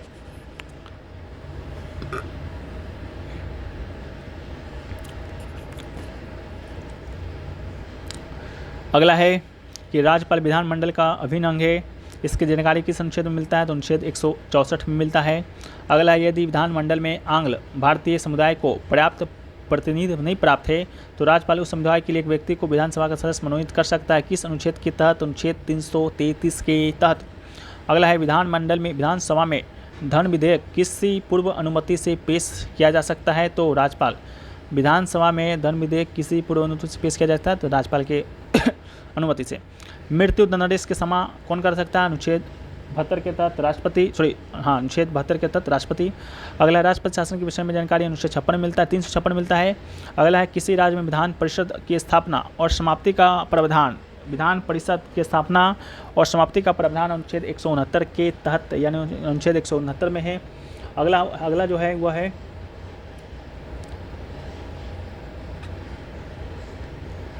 राज्य विधानमंडल का उच्च सदन कौन होता है? तो राज्य विधान परिषद होता है।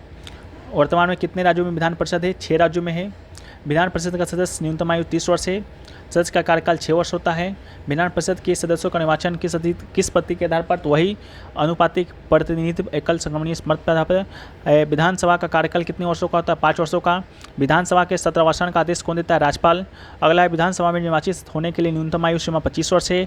गोवा में विधानसभा की सीट 40 है। सिक्किम में विधानसभा की सीट आपका विधानसभा का सीट 32 है, सबसे कम सिक्किम में ही है शायद है। अगला है किस अनुच्छेद के तहत विधानसभा में जनसंख्या के आधार पर अनुसूचित जातियों और जनजातियों के लिए स्थान का आरक्षण किया गया है? तो आपका अनुच्छेद 332 के तहत। अगला है किस विधेयक को धन विधेयक माना जाएगा या अथवा नहीं? कौन इसका निर्णय करता है? तो विधानसभा अध्यक्ष करता है। जैसे लोकसभा में लोकसभा अध्यक्ष करता है उसी प्रकार विधानसभा अध्यक्ष करता है। उत्तर प्रदेश विधानसभा में सदस्यों की संख्या 403 है, याद रखिएगा। पश्चिम बंगाल में 294 है। बिहार की बात करेंगे 243 है। मध्य प्रदेश में 230 है। अभी हाल ही में मध्य प्रदेश में चुनाव हुआ है इसलिए इसको याद रखिएगा 230 है। राजस्थान में भी हाल ही में चुनाव हुआ है, वहाँ का 200 है, वहाँ भी चुनाव हुआ है। अगला है गुजरात की बात करेंगे तो 182 है। केरल में आपका 140 है। मिजोरम में आपका 40 है। आपका झारखंड में 81 है। मणिपुर मेघालय में की बात करेंगे तो 60 है। उत्तर प्रदेश में विधान परिषद है। विधान परिषद की बात हो रही है, वहाँ पर 100 है। महाराष्ट्र में भी विधान परिषद है, आपका 78 है। बिहार में भी है तो 75 है। कर्नाटक में विधान परिषद है 75 ही है। आंध्र प्रदेश में आपका 58 है और तेलंगाना में आपका 40 है। ठीक है, देखिए इन 6 राज्यों में विधान परिषद है। वो 6 राज्य कौन कौन सा है? तो एक तो आपका उत्तर प्रदेश है, इसके अलावा महाराष्ट्र है, बिहार है, कर्नाटक है, आंध्र प्रदेश है और तेलंगाना है। ठीक है, इन्हीं 6 राज्यों में विधान परिषद है। और यहाँ पर विधान परिषद की सबसे अधिकतम संख्या उत्तर प्रदेश में 100 है, महाराष्ट्र में 78 है, बिहार कर्नाटक में 75 है, आंध्र प्रदेश में आपका 58 है, तेलंगाना में 40 है। राष्ट्रपति का मासिक वेतन आपका 5 लाख है। उपराष्ट्रपति का मासिक वेतन 4 लाख है। लोकसभा अध्यक्ष का मासिक वेतन आपका 4 लाख ही है। राज्यसभा को मासिक वेतन कितना मिलता है? 3,50,000 मिलता है, 3,50,000। मान्यवादी का मासिक वेतन आपका 2.5 लाख है। मुख्यमंत्री के कार्यों को परिभाषित कौन अनुच्छेद में करता है? अनुच्छेद 167 करता है। केंद्र शासित प्रदेश का शासन किसके द्वारा किया जाता है? तो राष्ट्रपति के द्वारा। किस अनुच्छेद के तहत मंत्रिपरिषद विधानसभा के प्रति सामूहिक रूप से उत्तरदायी होता है? अनुच्छेद 239 के सब 6 के तहत। ठीक है, अगला है कि भारत में केंद्र राष्ट्र का संबंध का प्रावधान किस देश से लिया गया है? कनाडा से लिया गया है। अगला है किस संशोधन के तहत वन शिक्षा, जनसंख्या नियंत्रण, बाट तथा पक्षियों की सुरक्षा आदि विषय को समवर्ती सूची में शामिल किया गया था? तो 42वां संविधान संशोधन 76 के माध्यम से। किस अनुच्छेद के तहत अंतर्राष्ट्रीय समझौते को प्रभावी बनाने हेतु संसद राज्य सूची के विषय पर कानून बना सकता है? अनुच्छेद 253 के तहत। 253 के तहत। अगला है सरकारी आयोग का गठन आपका कब किया गया था? 1983 में। पूंछी आयोग का गठन आपका अप्रैल 1988 में। पूंछी आयोग का गठन 1988 में। सरकारी आयोग का गठन 1983 में। सरकारी आयोग ने अपना रिपोर्ट कब पेश किया था? जनवरी 1988 में किया था, जब आपका पूंछी आयोग का गठन हुआ था। पूंछी सरकारिया 1983 में, पूंछी 1988 में। डॉक्टर बागची का निधन कब हुआ था? याद रखिएगा 2008 में हुआ था, किस एग्जाम पूछा गया है। अगला है किस अनुच्छेद के तहत कुछ अतिरिक्त न्यायालयों की स्थापना का उपवन करने की संसद की शक्ति की जानकारी मिलती है? किस अनुच्छेद के तहत अतिरिक्त न्यायालयों की स्थापना का उपवन संसद की शक्ति? अनुच्छेद 247 के तहत। अगला है किस अनुच्छेद के तहत राष्ट्रहित में राज्य सूची में संबंधित किसी मामले में संसद कानून बनाने की शक्ति है? किस अनुच्छेद के तहत राष्ट्रहित में राज्य सूची से संबंधित किसी मामले में संसद कानून बना सकती है? अनुच्छेद 239 के तहत। ठीक है, अनुच्छेद 239 के तहत। 253 था कि संसद अंतर्राष्ट्रीय समझौते को प्रभावी बनाने हेतु। ठीक है, और अनुच्छेद 239 है आपका राष्ट्रहित में। अगला है कि राज्य सूची के विषय में किसी विषय पर आपातकाल की स्थिति में संसद को कानून बनाने की शक्ति किस अनुच्छेद के तहत? अनुच्छेद 257 के तहत। ठीक है, अनुच्छेद 257 के तहत। अगला है कुछ मामलों में संघ का राज्यों के ऊपर नियंत्रण की जानकारी किस अनुच्छेद से प्राप्त होता है? अनुच्छेद 257 के तहत। अगला है संघ और आरोपित किंतु राज्य के द्वारा संग्रहित एवं उपयोग किए गए चर्चा किस अनुच्छेद में है? तो अनुच्छेद 268 में है। अगला है केंद्र राज्यों से अनुदान की चर्चा किस अनुच्छेद में है? केंद्र राज्यों को संघ से अनुदान की चर्चा अनुच्छेद 269 में है। अगला है कुछ राज्यों को संघ से अनुदान की चर्चा अनुच्छेद 275 में है। बिजली पर करों से छूट की चर्चा आपका अनुच्छेद 287 में है। किसी राज्य की संपत्ति एवं आय का संघीय करों पर छूट, इसकी चर्चा किस अनुच्छेद में? तो अनुच्छेद 289 में है। अगला है कुछ व्ययों और पेंशनों के संबंध में समायोजन की जानकारी किस अनुच्छेद से प्राप्त होता है? तो अनुच्छेद 289 के तहत है। अगला है भारत सरकार के द्वारा उधार की जानकारी किस अनुच्छेद से प्राप्त होता है? 292 के अनुच्छेद के तहत। राज्यों द्वारा लिया गया उधार की जानकारी अनुच्छेद 293 के तहत।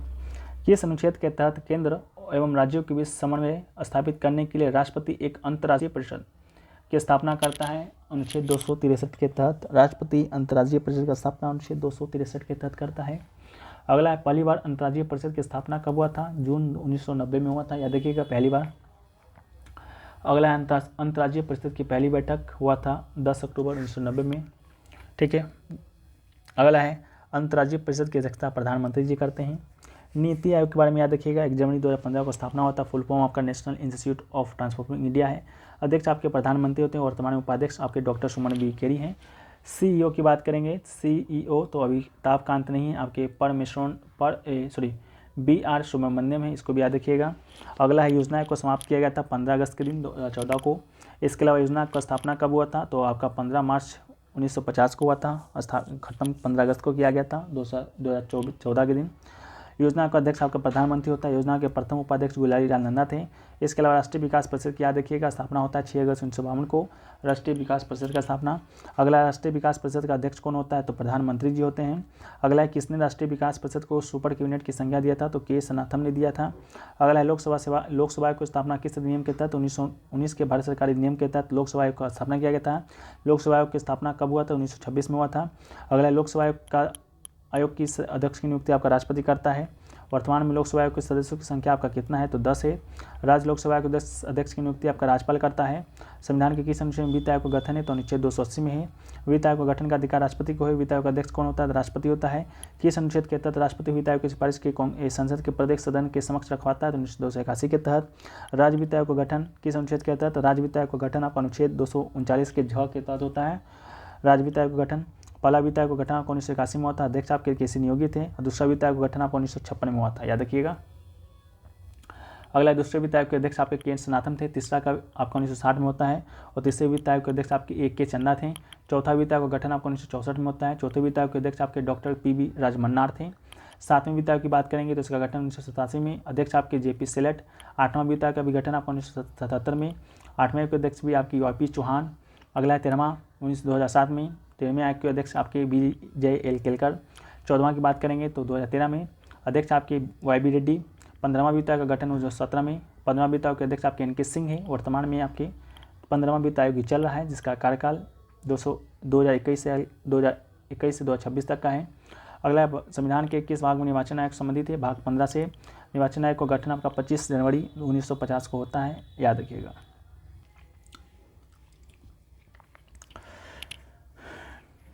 नेक्स्ट क्वेश्चन है फ्रेंड्स, वह है कि मुख्य निर्वाचन आयुक्त का कार्यकाल कितने वर्षों का होता है? 6 वर्ष या 65 वर्ष की आयु तक का होता है। अगला है 3 सदस्यीय चुनाव आयुक्त कब बनाया गया था? तो 3 सदस्यीय जो चुनाव आयुक्त थे आपका 1993 में बनाया गया था, अक्टूबर 1993 को। अगला है निर्वाचन आयोग कैसी संस्था है? तो संवैधानिक है। अगला है मुख्य चुनाव आयुक्त एवं अन्य चुनाव आयुक्त की नियुक्ति राष्ट्रपति करता है। अगला है मुख्य चुनाव आयुक्त किस प्रक्रिया से हटाया जा सकता है? तो महाभियोग की प्रक्रिया से। अगला है मुख्य चुनाव आयुक्त और अन्य चुनाव आयुक्त को वेतन कहाँ से दिया जाता है? तो भारत के संचित निधि से। अगला है ईवीएम का सबसे पहला प्रयोग कब किया गया था? ईवीएम का जो पहला प्रयोग है आपका 1982 में किया गया था, मई में। अगला ईवीएम का सबसे पहला जो प्रयोग करने वाला राज्य था आपका केरल था। ईवीएम का फुल फॉर्म जानिए, इलेक्ट्रॉनिक वोटिंग मशीन होता है। ईवीएम का प्रयोग 1999 में गोवा में पूरा चुनाव करवाने वाला प्रथम राज्य था गोवा। अगला है ईवीएम का प्रयोग पहली बार संपूर्ण आम चुनाव में कराया गया था, तो 2004 के आम चुनाव में कराया गया था। अगला है वीवीपैट का पूरा नाम, तो वोटर वेरीफाइड ऑडिट ट्रायल है इसका पूरा नाम। अगला है वीवीपैट का सबसे पहले इस्तेमाल कब हुआ था? तो वीवीपैट का सबसे बड़ा इस्तेमाल आपका 2013 में हुआ था। वीवीपैट का उपयोग प्रथम किस राज्य ने किया था? तो नागालैंड ने किया था। वीवीपैट मशीन को किसने बनाया था? तो भारतीय electronics limited, electronic corporation of India limited ने बनाया था। भारतीय जनता पार्टी का चुनाव चिन्ह क्या है? तो कमल का फूल है। भारतीय राष्ट्रीय कांग्रेस का चुनाव चिन्ह आपका हाथ का पंजा है। राष्ट्रवादी कांग्रेस पार्टी का चुनाव चिन्ह क्या है? तो घड़ी है। अगला है नेशनल पीपुल्स पार्टी का चुनाव चिन्ह आपका पुस्तक है, ठीक है, याद रखिएगा। राष्ट्रवादी कांग्रेस पार्टी का घड़ी है, नेशनल पीपुल्स पार्टी का पुस्तक है, समाज पार्टी का चुनाव चिन्ह साइकिल है। अगला है मतदाता का फोटोयुक्त पहचान पत्र का उपयोग 1993 में किया गया था पहली बार। लोक जन पार्टी का स्थापना का चुनाव चिन्ह बंगला। लोक जन पार्टी का बिहार है। मुस्लिम लीग किस राज्य का पार्टी का नाम है? तो केरल की पार्टी का नाम है। जनता दल का चुनाव चिन्ह आपका तीर है। पेंथर्स पार्टी किस राज्य की पार्टी? जम्मू कश्मीर की है। नेशनल कॉन्फ्रेंस का चुनाव चिन्ह आपका हल है। अगला है पर सीमन आयोग पर किस संशोधन के तहत 2000 ईस्वी तक रोक लगा दिया गया है? तो पर सीमन आयोग पर आपका 42वां संविधान संशोधन के तहत आपका रोक लगा दिया गया है। अगला है कि परसीमन आयोग का गठन कब किया गया था? परसीमन आयोग का गठन आपका किया गया था जुलाई 2002 में, ठीक है, जुलाई 2002 में किया गया था।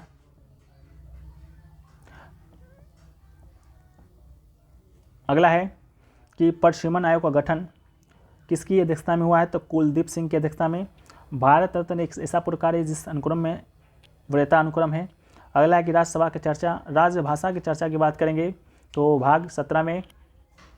अगला है किस अनुच्छेद के अनुसार संघ की राजभाषा हिंदी और लिपि देवनागरी होगी? तो आपका अनुच्छेद 343 के तहत। प्रथम राजभाषा आयोग का गठन आपका 1955 में किया गया। अगला है किस अनुच्छेद के तहत राष्ट्रपति को राज्यसभा से संबंधित कुछ विषयों में सलाह देने के लिए एक आयोग की नियुक्ति का प्रावधान है? तो अनुच्छेद 344 के तहत। अगला है प्रथम राजभाषा ने अपना प्रतिवेदन कब दिया? 1956 में दिया। सिंधी को राजभाषा का दर्जा 1967 के तहत 21वां संविधान संशोधन में दिया गया। मणिपुरी, कोंकणी और आपका नेपाली को 71वां संविधान संशोधन 1992 के तहत। मैथिली, संताली, डोंगरी को 92वां संविधान संशोधन 2003 के तहत। उसी प्रकार उड़िया किस राज्य की भाषा है? तो उड़िया आपका उड़ीसा का है। कोंकणी गोवा का है। अंग्रेजी आपका नागालैंड का है। मिजोरम का है। भारतीय संविधान में कितने प्रकार का आपात की चर्चा है? 3 प्रकार का। राष्ट्रीय आपातकाल 352, राष्ट्रपति शासन 360 और आपका वित्तीय आपातकाल 360, राष्ट्रपति शासन 356। अगला है राष्ट्रीय आपात की घोषणा किस आधार पर की जाती है? तो युद्ध, बाह्य आक्रमण और सशस्त्र विद्रोह के आधार पर। राष्ट्रीय आपात की उद्घोषणा संपूर्ण भारत में था उसके किसी भाग में की जा सकती है? किन संशोधन में किया गया था? तो 44वां संविधान संशोधन के तहत। अगला है राष्ट्रीय आपातकाल में मूल अधिकार पर प्रभाव का वर्णन कौन करता है? अनुच्छेद 358 और 300 अनुच्छेद करता है, 358 और 359 करता है, सॉरी। अगला है अनुच्छेद 19 में दिए गए मूल अधिकारों के निलंबन से संबंधित अनुच्छेद आपका अनुच्छेद 358 है। अगला है राष्ट्रपति आपात की उद्घोषणा किन अनुच्छेद के तहत की जाती है? तो अनुच्छेद 300 आपात की घोषणा अनुच्छेद 358 के तहत। अगला है किस अनुच्छेद के तहत राष्ट्रपति अनुच्छेद 20 से 21 के अंतर्गत दिए गए अधिकारों को लागू करने के लिए उच्च न्यायालय में जाने का अधिकार को निलंबित करता है, तो अनुच्छेद 359। अगला है कौन सा अनुच्छेद उन सभी मूल अधिकारों से संबंधित है जिसका निलंबन राष्ट्रपति के आदेश के द्वारा होता है, अनुच्छेद 359। अगला है वाह एवं आंतरिक आपातकाल में कौन सा अनुच्छेद लागू होता है, तो अनुच्छेद 359। कौन सा आपातकाल संपूर्ण देश में लागू होता है, अनुच्छेद 358। अगला है राष्ट्र अनुच्छेद 20-21 को निलंबन आपातकाल के दौरान कौन सा अनुच्छेद के तहत किया जाता है, अनुच्छेद 359। अगला है पहली बार बाह्य आक्रमणों के आधार पर अनुच्छेद 352 को कब लागू किया गया था, तो 26 अक्टूबर 1962 को लागू किया गया था। बाह्य आक्रमण के आधार पर जब आपका चीन का युद्ध हुआ था, ठीक है, तो पहली बार लागू किया था 26 अक्टूबर 1962 को। अगला है दूसरी बार बाह्य आक्रमण के आधार पर 3 दिसंबर 1971 को, इसमें भारत पाक का युद्ध हुआ था। अगला है तीसरी बार आपातकाल का युद्ध घोषणा आपका 1975 में किया गया था, 26 जून के दिन किया गया था, याद रखिएगा। तीसरी बार 62, 71, 75। अगला राष्ट्रपति शासन के अनुच्छेद के तहत, अनुच्छेद 356 के तहत। अगला है राज्य में आपात घोषणा की कितने महीनों में की जाती है, राज्य में आपात घोषणा की अवधि 2 महीने में की जाती है। सर्वप्रथम किस राज्य में अनुच्छेद 356 का प्रयोग हुआ है, तो पंजाब में सर्वप्रथम, ठीक है। अगला है कि पंजाब में सर्वप्रथम अनुच्छेद 356 का प्रयोग कब किया गया था, 1951 में किया गया था, 20 जुलाई के दिन। अगला है कि सर्वाधिक समय तक अनुच्छेद 356 का प्रयोग किस राज्य में हुआ है, जम्मू कश्मीर में हुआ है। वित्तीय आपातकाल अनुच्छेद 360 के तहत वित्तीय आपात का घोषणा राष्ट्रपति करता है। वित्तीय आपात की घोषणा को कितने महीने के भीतर संसद के दोनों सदन के सम्मुख रखना तथा उनकी स्वीकृति प्राप्त करना आवश्यक है, 2 महीना के अंदर। जम्मू कश्मीर को विशेष संवैधानिक दर्जा किस अनुच्छेद के तहत दिया गया, अनुच्छेद 370 के तहत। किस अनुच्छेद में यह चर्चा है कि अनुच्छेद 238 के उपबंध जम्मू राज्य कश्मीर के लागू नहीं होंगे, अनुच्छेद 370। अगला है किस अनुच्छेद में यह बताया गया है कि जम्मू कश्मीर के संबंध में भारतीय संसद की विधि को बनाने की शक्ति पर क्या क्या सीमाएं लागू होती है, तो अनुच्छेद 370 के 1 के अनुच्छेद खंड ख में। अगला है किस अनुच्छेद में यह कहा गया है कि भारतीय संविधान के 2 ही अनुच्छेद जम्मू कश्मीर के संबंध में लागू होंगे, तो अनुच्छेद 370 का 1 का ग। अगला है किस अनुच्छेद में यह व्यवस्था है कि जम्मू कश्मीर की सरकार वहाँ की संविधान सभा की इच्छाओं का उल्लंघन ना कर सके, तो अनुच्छेद 370 का खंड 2। अगला है जम्मू कश्मीर में किस तरह की नागरिकता का प्रावधान है, दोहरी नागरिकता। जम्मू कश्मीर की विधानसभा का कार्यकाल कितने वर्षों का होता था, 6 वर्षों का होता था। अगला किस राज्य में रणवीर दंड संहिता लागू थी, जम्मू कश्मीर। अगला जम्मू कश्मीर राज्य का पुनर्गठन अधिनियम स्वीकृति आपका 2019 में किस अनुच्छेद के तहत जम्मू कश्मीर को विधानसभा के साथ संघ राज्य क्षेत्र बनाया गया, अनुच्छेद 239A के तहत। अगला है किस राज्य को विधानसभा के बिना संघ राज्य क्षेत्र बनाया गया, तो आपका लद्दाख। अगला है कि जम्मू कश्मीर के प्रथम उप राज्यपाल GM मुर्मू थे, गिरीश चंद्र मुर्मू। लद्दाख का प्रथम राज्यपाल राज के माथुर जी थे। प्रशिक्षण आयोग का स्थापना 2020 में हुआ है, 6 मार्च के दिन। प्रशिक्षण आयोग की स्थापना किसकी अध्यक्षता में हुआ, तो रंजन प्रकाश देसाई के अध्यक्षता में। जम्मू कश्मीर भारत का अभिन्न अंग बना था आपका 26 अक्टूबर 1947 के दिन। अगला है वह है कि भारत का राष्ट्रीय चिन्ह क्या है, तो सारनाथ है, अशोक के सिंह स्तंभ, सारनाथ में स्थित अशोक के सिंह स्तंभ है। भारत का राष्ट्रीय चिन्ह चुनाव चिन्ह क्या है, तो चुनाव चिन्ह आपका है 26 जनवरी राष्ट्रीय चिन्ह को कब अपनाया गया था, तो ये अपनाया गया था आपका 26 जनवरी 1950 के दिन। भारत का राज्य चिन्ह का उपयोग भारत के राजकीय अधिनियम किसके तहत नियंत्रित किया गया है, तो 2005 के तहत किया गया है। अगला है भारतीय राष्ट्रीय ध्वज की लंबाई चौड़ाई का अनुपात आपका है, लंबाई 3 है, चौड़ाई 2 है। याद रखिएगा भारत की संविधान सभा ने राष्ट्रध्वज का प्रारूप कब बनाया था, तो आपका 22 जुलाई 1947 को बनाया था। अगला है कि राष्ट्रध्वज का केसरिया रंग किसका प्रतीक है, तो जागृति, शौर्य और त्याग का प्रतीक है। राष्ट्रध्वज का सफ़ेद रंग आपका सत्य एवं पवित्रता का प्रतीक है। हरा रंग आपका जीवन और समृद्धि का। राष्ट्रध्वज का संविधान सभा किसने प्रस्तुत किया था, हंस मेहता ने किया था। इसके अलावा राष्ट्रध्वज में राष्ट्रध्वज संहिता कब लागू हुआ, तो कब लाया गया था, 2002 में लाया गया। राष्ट्रध्वज को फहराना नागरिक का मूल अधिकार है, अनुच्छेद 19 के 1 में है। किसके अनुच्छेद 19 के 1 में है। राष्ट्रध्वज को फहराना नागरिक का मूल अधिकार है, यह कब लागू हुआ था, 2004 में लागू हुआ है। अगला है राष्ट्रपति, उपराष्ट्रपति, प्रधानमंत्री के निधन हो जाने पर संपूर्ण देश में राष्ट्रीय ध्वज कितने दिनों तक झुका रहता है, तो 12 दिनों तक झुका रहता है। झंडा ऊंचा रहे हमारा गीत की रचना किसने की है, तो श्याम लाल प्रसाद गुप्त ने की है। अगला है भारत के राष्ट्रध्वज को प्रदर्शनी पहली बार कब हुआ था, तो 14 अगस्त 1947 के मध्यरात्रि में। राष्ट्रगान के रचयिता आपके रविन्द्रनाथ टैगोर हैं। राष्ट्रगान को संविधान सभा के द्वारा 24 जनवरी 1950 को अपनाया गया था। राष्ट्रगान को गाने में 52 सेकंड का समय लगता है, ठीक है। राष्ट्रगान को संक्षिप्त में गाने में कितना समय लगता है, तो 20 सेकंड का। राष्ट्रगान सर्वप्रथम कब गाया गया था 27 दिसंबर के दिन 1911 में भारतीय राष्ट्रीय कांग्रेस के कलकत्ता अधिवेशन में, जिसकी अध्यक्षता विशनधर सिंह ने किया था। अगला है कि भारतीय राष्ट्रीय कांग्रेस का कलकत्ता अधिवेशन पंडित विश्वेंद्र नारायण धर के द्वारा किया गया था। इसी में राष्ट्रगान है जो कि गाया गया था। रविन्द्रनाथ टैगोर के द्वारा राष्ट्रगान को तत्वबोधिनी सभा में भारत भाग विधाता शीर्षक से प्रकाशित कब किया गया था? तो 1912 में किया गया था। रविन्द्रनाथ टैगोर राष्ट्रगान को मॉर्निंग सॉन्ग ऑफ इंडिया के रूप में अंग्रेजी में कब अनुवाद किया था? तो 1919 में ही अनुवाद किया था। अगला है कि वर्तमान में राष्ट्रगान को संगीतमय धुन बनाने का श्रेय किसे जाता है? राम सिंह ठाकुर को जाता है। राष्ट्रगान के रचयिता बंकिम चंद्र चटर्जी हैं। राष्ट्रगान को किस उपन्यास से लिया गया है? आनंद मठ से लिया गया है। वंदे मातरम को राष्ट्रीय गीत के रूप में कब स्वीकार किया गया था? 24 जनवरी 1950 को स्वीकार किया गया। राष्ट्रगीत को सर्वप्रथम आपका 1896 में गाया गया था। अगला है कि राष्ट्रगीत को गाने में समय लगता है 65 सेकेंड का। अगला है कि भारतीय संसद के अधिवेशन का प्रारंभ किससे होता है? तो राष्ट्रगान से ही होता है। अगला है कि भारतीय संसद के अधिवेशन का समापन किससे होता है? तो राष्ट्रगीत से होता है। समापन राष्ट्रगान से, समापन नहीं, आपका प्रारंभ राष्ट्रगान से और समापन राष्ट्रगीत से। अगला है राष्ट्रीय पुष्प कमल है, राष्ट्रीय पक्षी मयूर है, राष्ट्रीय पशु बाघ है, राष्ट्रीय फल बाघ आम है, राष्ट्रीय वृक्ष बरगद है, जलीय जीव आपका डॉल्फिन है, राष्ट्रीय विरासत पशु आपका हाथी है। नदी घोषित देखिए, गंगा को राष्ट्रीय नदी घोषित किया गया है 4 नवंबर 2008 को। इसका डॉल्फिन को राष्ट्रीय जीव घोषित किया गया है 2009 को 5 अक्टूबर के दिन। प्राक्कलन में लोकसभा से कितने सदस्य 30 होते हैं। सबसे बड़ी संसदीय समिति आपका प्राक्कलन समिति है। प्राक्कलन समिति चुनाव किस तरह से किया जाता है? तो अनुपातिक प्रतिनिधित्व के अनुसार एकल संक्रमणीय। प्राक्कलन समिति के सदस्यों का कार्यकाल आपका 1 वर्ष का होता है। प्राक्कलन समिति के अध्यक्ष को मनोनीत करता है लोकसभा का अध्यक्ष करता है। प्राक्कलन समिति का जुड़वा बहन किस समिति को कहा जाता है? लोक लेखा समिति को कहा जाता है। लोक लेखा समिति को प्राक्कलन समिति का जुड़वा अध्यक्ष कहा जाता है। अगला है लोक लेखा समिति में कितने सदस्य? 22 सदस्य। लोक लेखा समिति में लोकसभा से कितने सदस्य? 15 सदस्य। राज्यसभा से 7 सदस्य। लोकसभा का अध्यक्ष का मनोनयन कौन करता है? लोकसभा का अध्यक्ष करता है लोक लेखा समिति के अध्यक्ष का मनोनयन। अगला है कि भारत के नियंत्रक महालेखा परीक्षक के द्वारा दिया गया लोक लेखा परीक्षण संबंधी प्रतिवेदन का जांच। अगला है कि लोक लेखा समिति अपना प्रतिवेदन किसे देती है? तो ये आपका लोकसभा को देती है। अगला है कि सरकारी उपक्रमों समिति की व्यवस्था कब हुआ है? तो 1963 में। सरकारी उपक्रम समिति में कितने सदस्य होते हैं? 22 होते हैं, वही 22 15 + 7।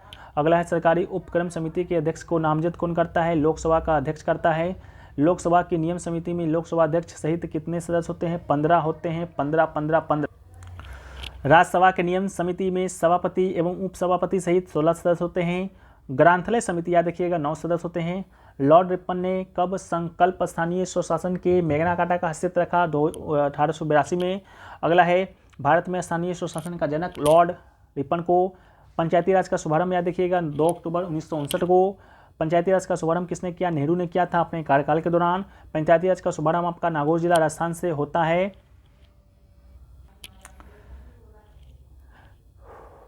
अगला है कि आंध्र प्रदेश में पंचायती राज का शुभारंभ आपका 1959 में हुआ था 11 अक्टूबर के दिन। 2 अक्टूबर को राजस्थान के नागौर में और 11 अक्टूबर को आंध्र प्रदेश में। पंचायत सदस्य बनने के लिए न्यूनतम उम्र आपका 21 वर्ष होना चाहिए। पंचायत सदस्य बनने के लिए न्यूनतम आयु 21 वर्ष होनी चाहिए। किस अनुच्छेद के अनुसार? अनुच्छेद 243 के च के अनुसार। अगला है किस संशोधन के तहत संविधान के भाग 9 अनुच्छेद 243 तथा अनुच्छेद 11 किस प्रदान किया गया है? तो आपका वही 13वां संविधान संशोधन पहले बता चुके 1993 में। अगला है एल एम सिंघवी समिति आपका 1986 में। भारत के अंदर पंचायती राज व्यवस्था किस राज्य और केंद्रशासित प्रदेश में नहीं है? तो याद रखिएगा नागालैंड, मेघालय, मिजोरम में नहीं है। ठीक है, नागालैंड में भी नहीं है, मेघालय में भी नहीं है, मिजोरम में भी नहीं है और दिल्ली में भी नहीं है। ठीक है, 4 राज्यों में नहीं है। अगला है किस संशोधन के तहत पंचायती राज को त्रिस्तरीय ढांचा दिया गया? 73वां। पंचायती राज व्यवस्था का कार्यकाल 5 वर्षों का। भंग करने पर कितने माह के अंदर निर्वाचन होना है? 6 माह के अंदर। 13वां संशोधन के बाद पंचायती राज अधिनियम कब निर्माण हुआ? तो कर्नाटक में। नगर पालिका से संबंधित कौन सा संशोधन है? 74वां है। नगर पालिका 12वीं अनुसूची में वर्णित कुल कितने विषय हैं? 29 विषय, जैसा कि 18 है, 24 आपका पंचायत में है। अगला नगर पालिका में महिलाओं का संख्या का भाग कितना है? 1/3 है। बलवंत राय मेहता समिति का गठन आपका 1957 में हुआ था। अशोक मेहता का समिति का 1977 में हुआ था। पीबी के राय समिति 1985 में। याद रखिएगा बलवंत राय 57, मेहता 77 और पीबी के राय 1985। 64वां संविधान संशोधन कब हुआ था? 1964वां आपका 1989 में हुआ था। नगरीय संस्थाओं का कार्यकाल 5 वर्षों का होता है। ऐसा ग्रामीण क्षेत्र जो नगर क्षेत्र में परिवर्तित हो रहा है उसे क्या कहते हैं? नगर पंचायत कहते हैं। नगर निगम की स्थापना सर्वप्रथम किस राज्य में हुआ था? मद्रास में। अगला है नगर निगम की स्थापना कब हुआ है? तो 29 सितंबर 1688 नहीं होगा, 1988 होगा। ठीक है। अगला है संसद के दोनों सदन में प्रश्नकाल से ठीक पहले कौन सा समय होता है? शून्यकाल का। शून्यकाल का समय आपका 12 से 1 बजे का दिन होता है। वर्तमान में शून्यकाल का समय आपका है 1 बजे से लेकर 2 बजे तक। जिन प्रश्नों का उत्तर सदस्य तुरंत सदन में चाहता है उस प्रश्न को तारांकित प्रश्न कहते हैं। तारांकित प्रश्न पूछने का अधिकतम संख्या 20 है। तारांकित प्रश्नों का उत्तर किस तरह दिया जाता है? तो मौखिक में दिया जाता है। इसके अलावा जिन प्रश्नों का उत्तर सदस्य लिखित चाहता है उसे क्या कहते हैं? अतारांकित प्रश्न कहते हैं। इसके अलावा संचित निधि का प्रावधान 226 के तहत किया गया है। आकस्मिक निधि का प्रावधान अनुच्छेद 267 के तहत किया गया है। भारत में अल्पकालीन चर्चाएं 1953 के बाद से शुरू हुआ था। अगला है लोक लेखा अनुदान किस अनुच्छेद के तहत पारित किया गया है? तो अनुच्छेद 116 के क के तहत। कि वित्त विधेयक को परिभाषित कौन सा अनुच्छेद करता है? तो 112 करता है। धन विधेयक की चर्चा आपका अनुच्छेद 110 के तहत। बजट सत्र किस महीना में आरंभ होता है? तो फरवरी में। किस अनुच्छेद के तहत मंत्रिपरिषद लोकसभा के प्रति सामूहिक रूप से उत्तरदायी होता है? अनुच्छेद 75D के तहत 3 के तहत। जो प्रस्ताव मूल प्रस्ताव के स्थान पर और उसके विकल्प के रूप में पेश किए जाते हैं उसे स्थानापन्न प्रस्ताव कहते हैं। अगला है जो प्रस्ताव मूल प्रस्ताव में संशोधन करने के लिए पेश किए जाते हैं उसे संशोधन प्रस्ताव कहते हैं। अगला है किस राजनीतिक दल अथवा गुट के प्रमुख सदस्यों की बैठक को क्या कहते हैं? काकस कहते हैं। अगला है नियम 193 की स्थापना कब हुआ था? 1953 में हुआ था। भारत में न्यायिक पुनर्विलोकन की शक्ति किसके पास है? न्यायपालिका के पास है। व्यक्तियों को ऐसे समूह जिनके हित समान होते हैं उसे दबाव समूह कहा जाता है। अगला है किस अनुच्छेद के तहत भारत राज्यों का संघ यानी 1 के तहत नए राज्यों के प्रवेश स्थापना का प्रावधान आपका अनुच्छेद 2 के तहत। किस अनुच्छेद के तहत संसद विधि द्वारा नए राज्य बना सकती है तथा पहले से अवस्थित राज्यों के क्षेत्रों सीमाओं एवं नामों में परिवर्तन कर सकती है? अनुच्छेद 3 के तहत। संघ की कार्यपालिका शक्ति राष्ट्रपति में निहित होती है? अनुच्छेद 53 के तहत। उपराष्ट्रपति राज्यसभा का प्रतिदिन अध्यक्ष होता है? किस अनुच्छेद के तहत? 64 के अंतर्गत। किस अनुच्छेद के तहत राष्ट्रपति महामान्यवादी की नियुक्ति करता है? 76 के तहत। किस अनुच्छेद के तहत राष्ट्रपति के द्वारा संसद को संबोधित तथा सदन संदेश भेजने का अधिकार है? अनुच्छेद 86 के तहत। किस अनुच्छेद के तहत राज्यसभा के सभापति उपसभापति होगा? अनुच्छेद 89 के तहत। संयुक्त अधिवेशन का प्रावधान आपका अनुच्छेद 108 के तहत। धन विधेयक को परिभाषित किया गया अनुच्छेद 110 के तहत। इसके अलावा किस अनुच्छेद के तहत प्रत्येक वित्तीय वर्ष हेतु राष्ट्रपति के द्वारा संसद के समक्ष बजट पेश किया जाएगा? अनुच्छेद 112 के तहत। अध्यादेश जारी करता है राष्ट्रपति 123 के तहत। सर्वोच्च न्यायालय का गठन 124 के तहत। इसके अलावा सर्वोच्च न्यायालय का विलेख न्यायालय अनुच्छेद 129 के तहत। 148 के तहत आपका नियंत्रक एवं महालेखा परीक्षक की नियुक्ति किया जाता है राष्ट्रपति के द्वारा। किस अनुच्छेद के तहत राज्य विधायिका के सत्र में नहीं रहने पर राज्यपाल अध्यादेश जारी करता? अनुच्छेद 213 के तहत। किस अनुच्छेद में यह चर्चा है कि सभी राज्यों के उच्च न्यायालयों की व्यवस्था होगा? अनुच्छेद 214 के तहत। अगला है मूल अधिकारों के प्रवर्तन के लिए उच्च न्यायालयों को लेख जारी करने का शक्ति अनुच्छेद 226 के तहत। किस अनुच्छेद के तहत जिला न्यायाधीश की नियुक्ति राज्यपाल के द्वारा उच्च न्यायालय के परामर्श से किया जाएगा? अनुच्छेद 233 के तहत। किस अनुच्छेद के तहत उच्च न्यायालय का नियंत्रण अधीनस्थ न्यायालयों पर होगा? अनुच्छेद 235 के तहत। किस अनुच्छेद के तहत विधि निर्माण संबंधी अवशिष्ट शक्तियां प्राप्त है संसद में निहित होगी? अनुच्छेद 248 के तहत। अंतर्राज्यीय नदियां नदी घाटियों के जल के वितरण एवं नियंत्रण से संबंधित विवादों के लिए संसद विधि द्वारा निर्णय कर सकती है? किस अनुच्छेद के तहत? अनुच्छेद 262 के तहत। केंद्र द्वारा राज्यों के सहायक अनुदान दिए जाने का प्रावधान अनुच्छेद 275 के तहत है। अगला है किस अनुच्छेद के तहत राज्यसभा विशेष बहुमत के द्वारा नई अखिल भारतीय सेवाओं का स्थापना कर सकती है? आपका अनुच्छेद 312 के तहत।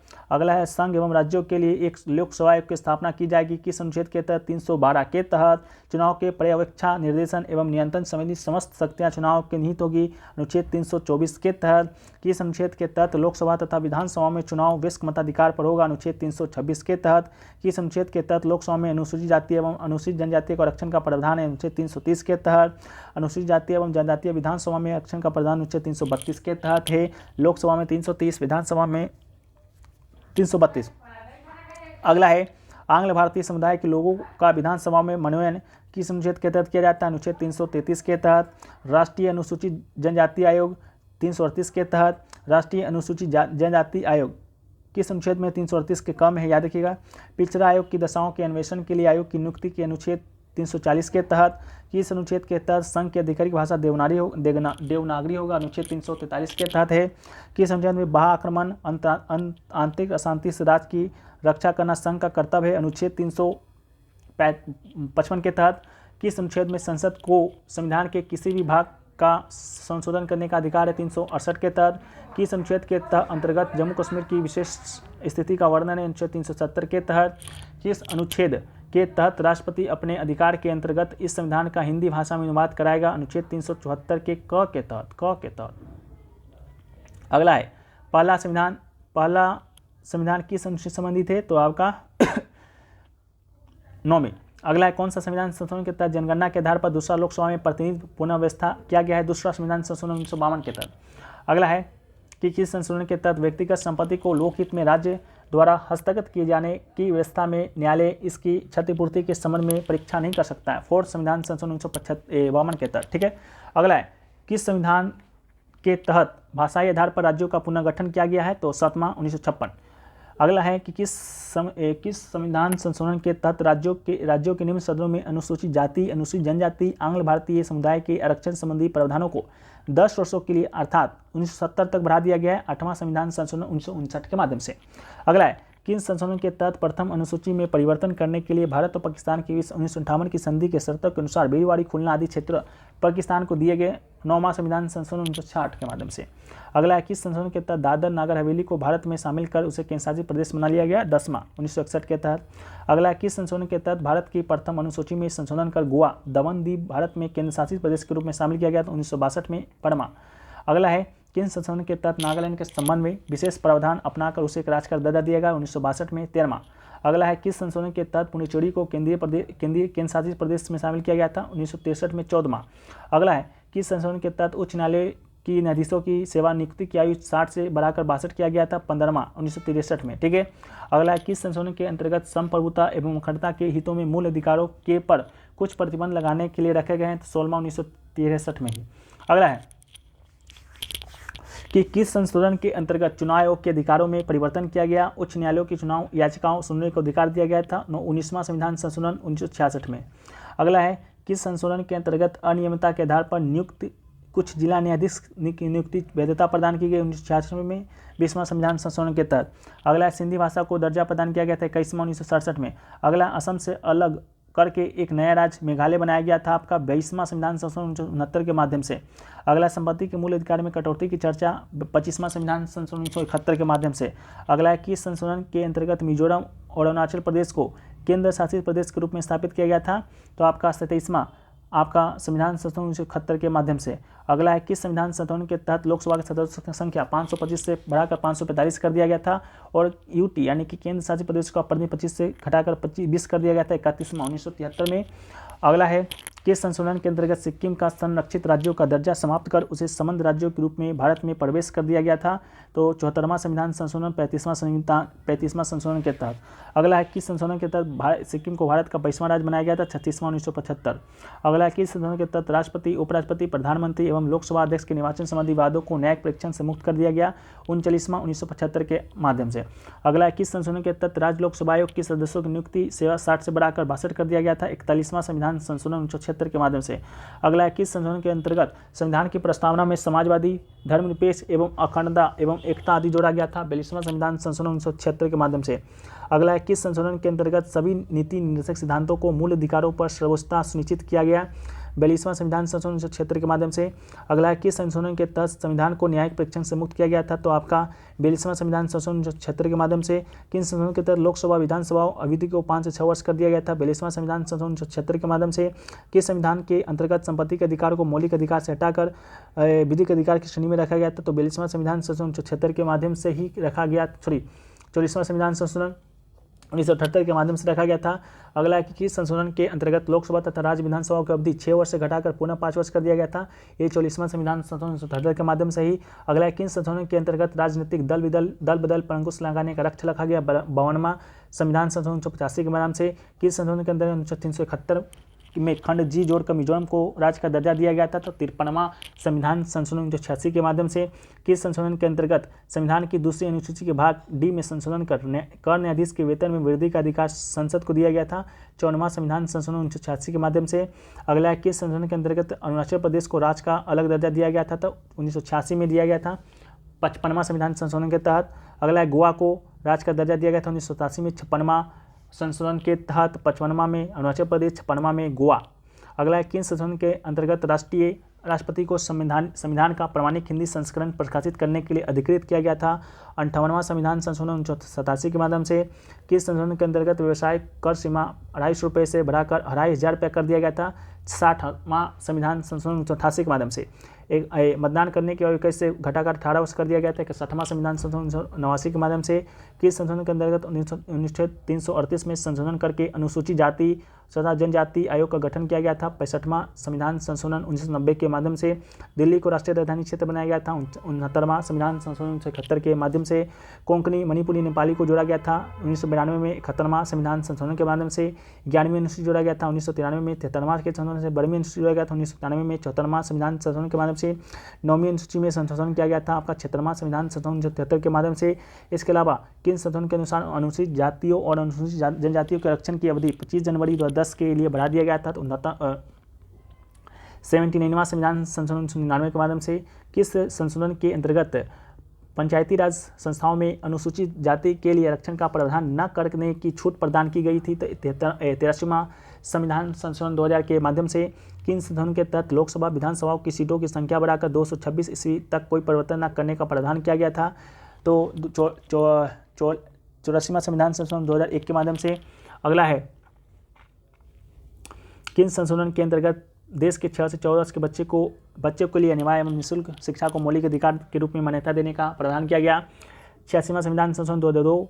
अगला है कि अनुच्छेद 45 तथा अनुच्छेद 51 क में संशोधन किए जाने का प्रावधान आपका 28वां संविधान संशोधन 2003 में किया गया था। इसके अलावा सेवाओं का प्रावधान किस संशोधन के तहत किया गया था? तो 88वां संविधान संशोधन 2003। किस संशोधन के तहत अनुसूचित जनजाति के लिए पृथक राष्ट्रीय आयोग की स्थापना? 89वां संविधान संशोधन 2003 के माध्यम से। किस संशोधन के तहत संविधान की 8वीं अनुसूची में बोडो, डोगरी, मैथिली को जोड़ा गया था? 2003 में 92वां संविधान संशोधन।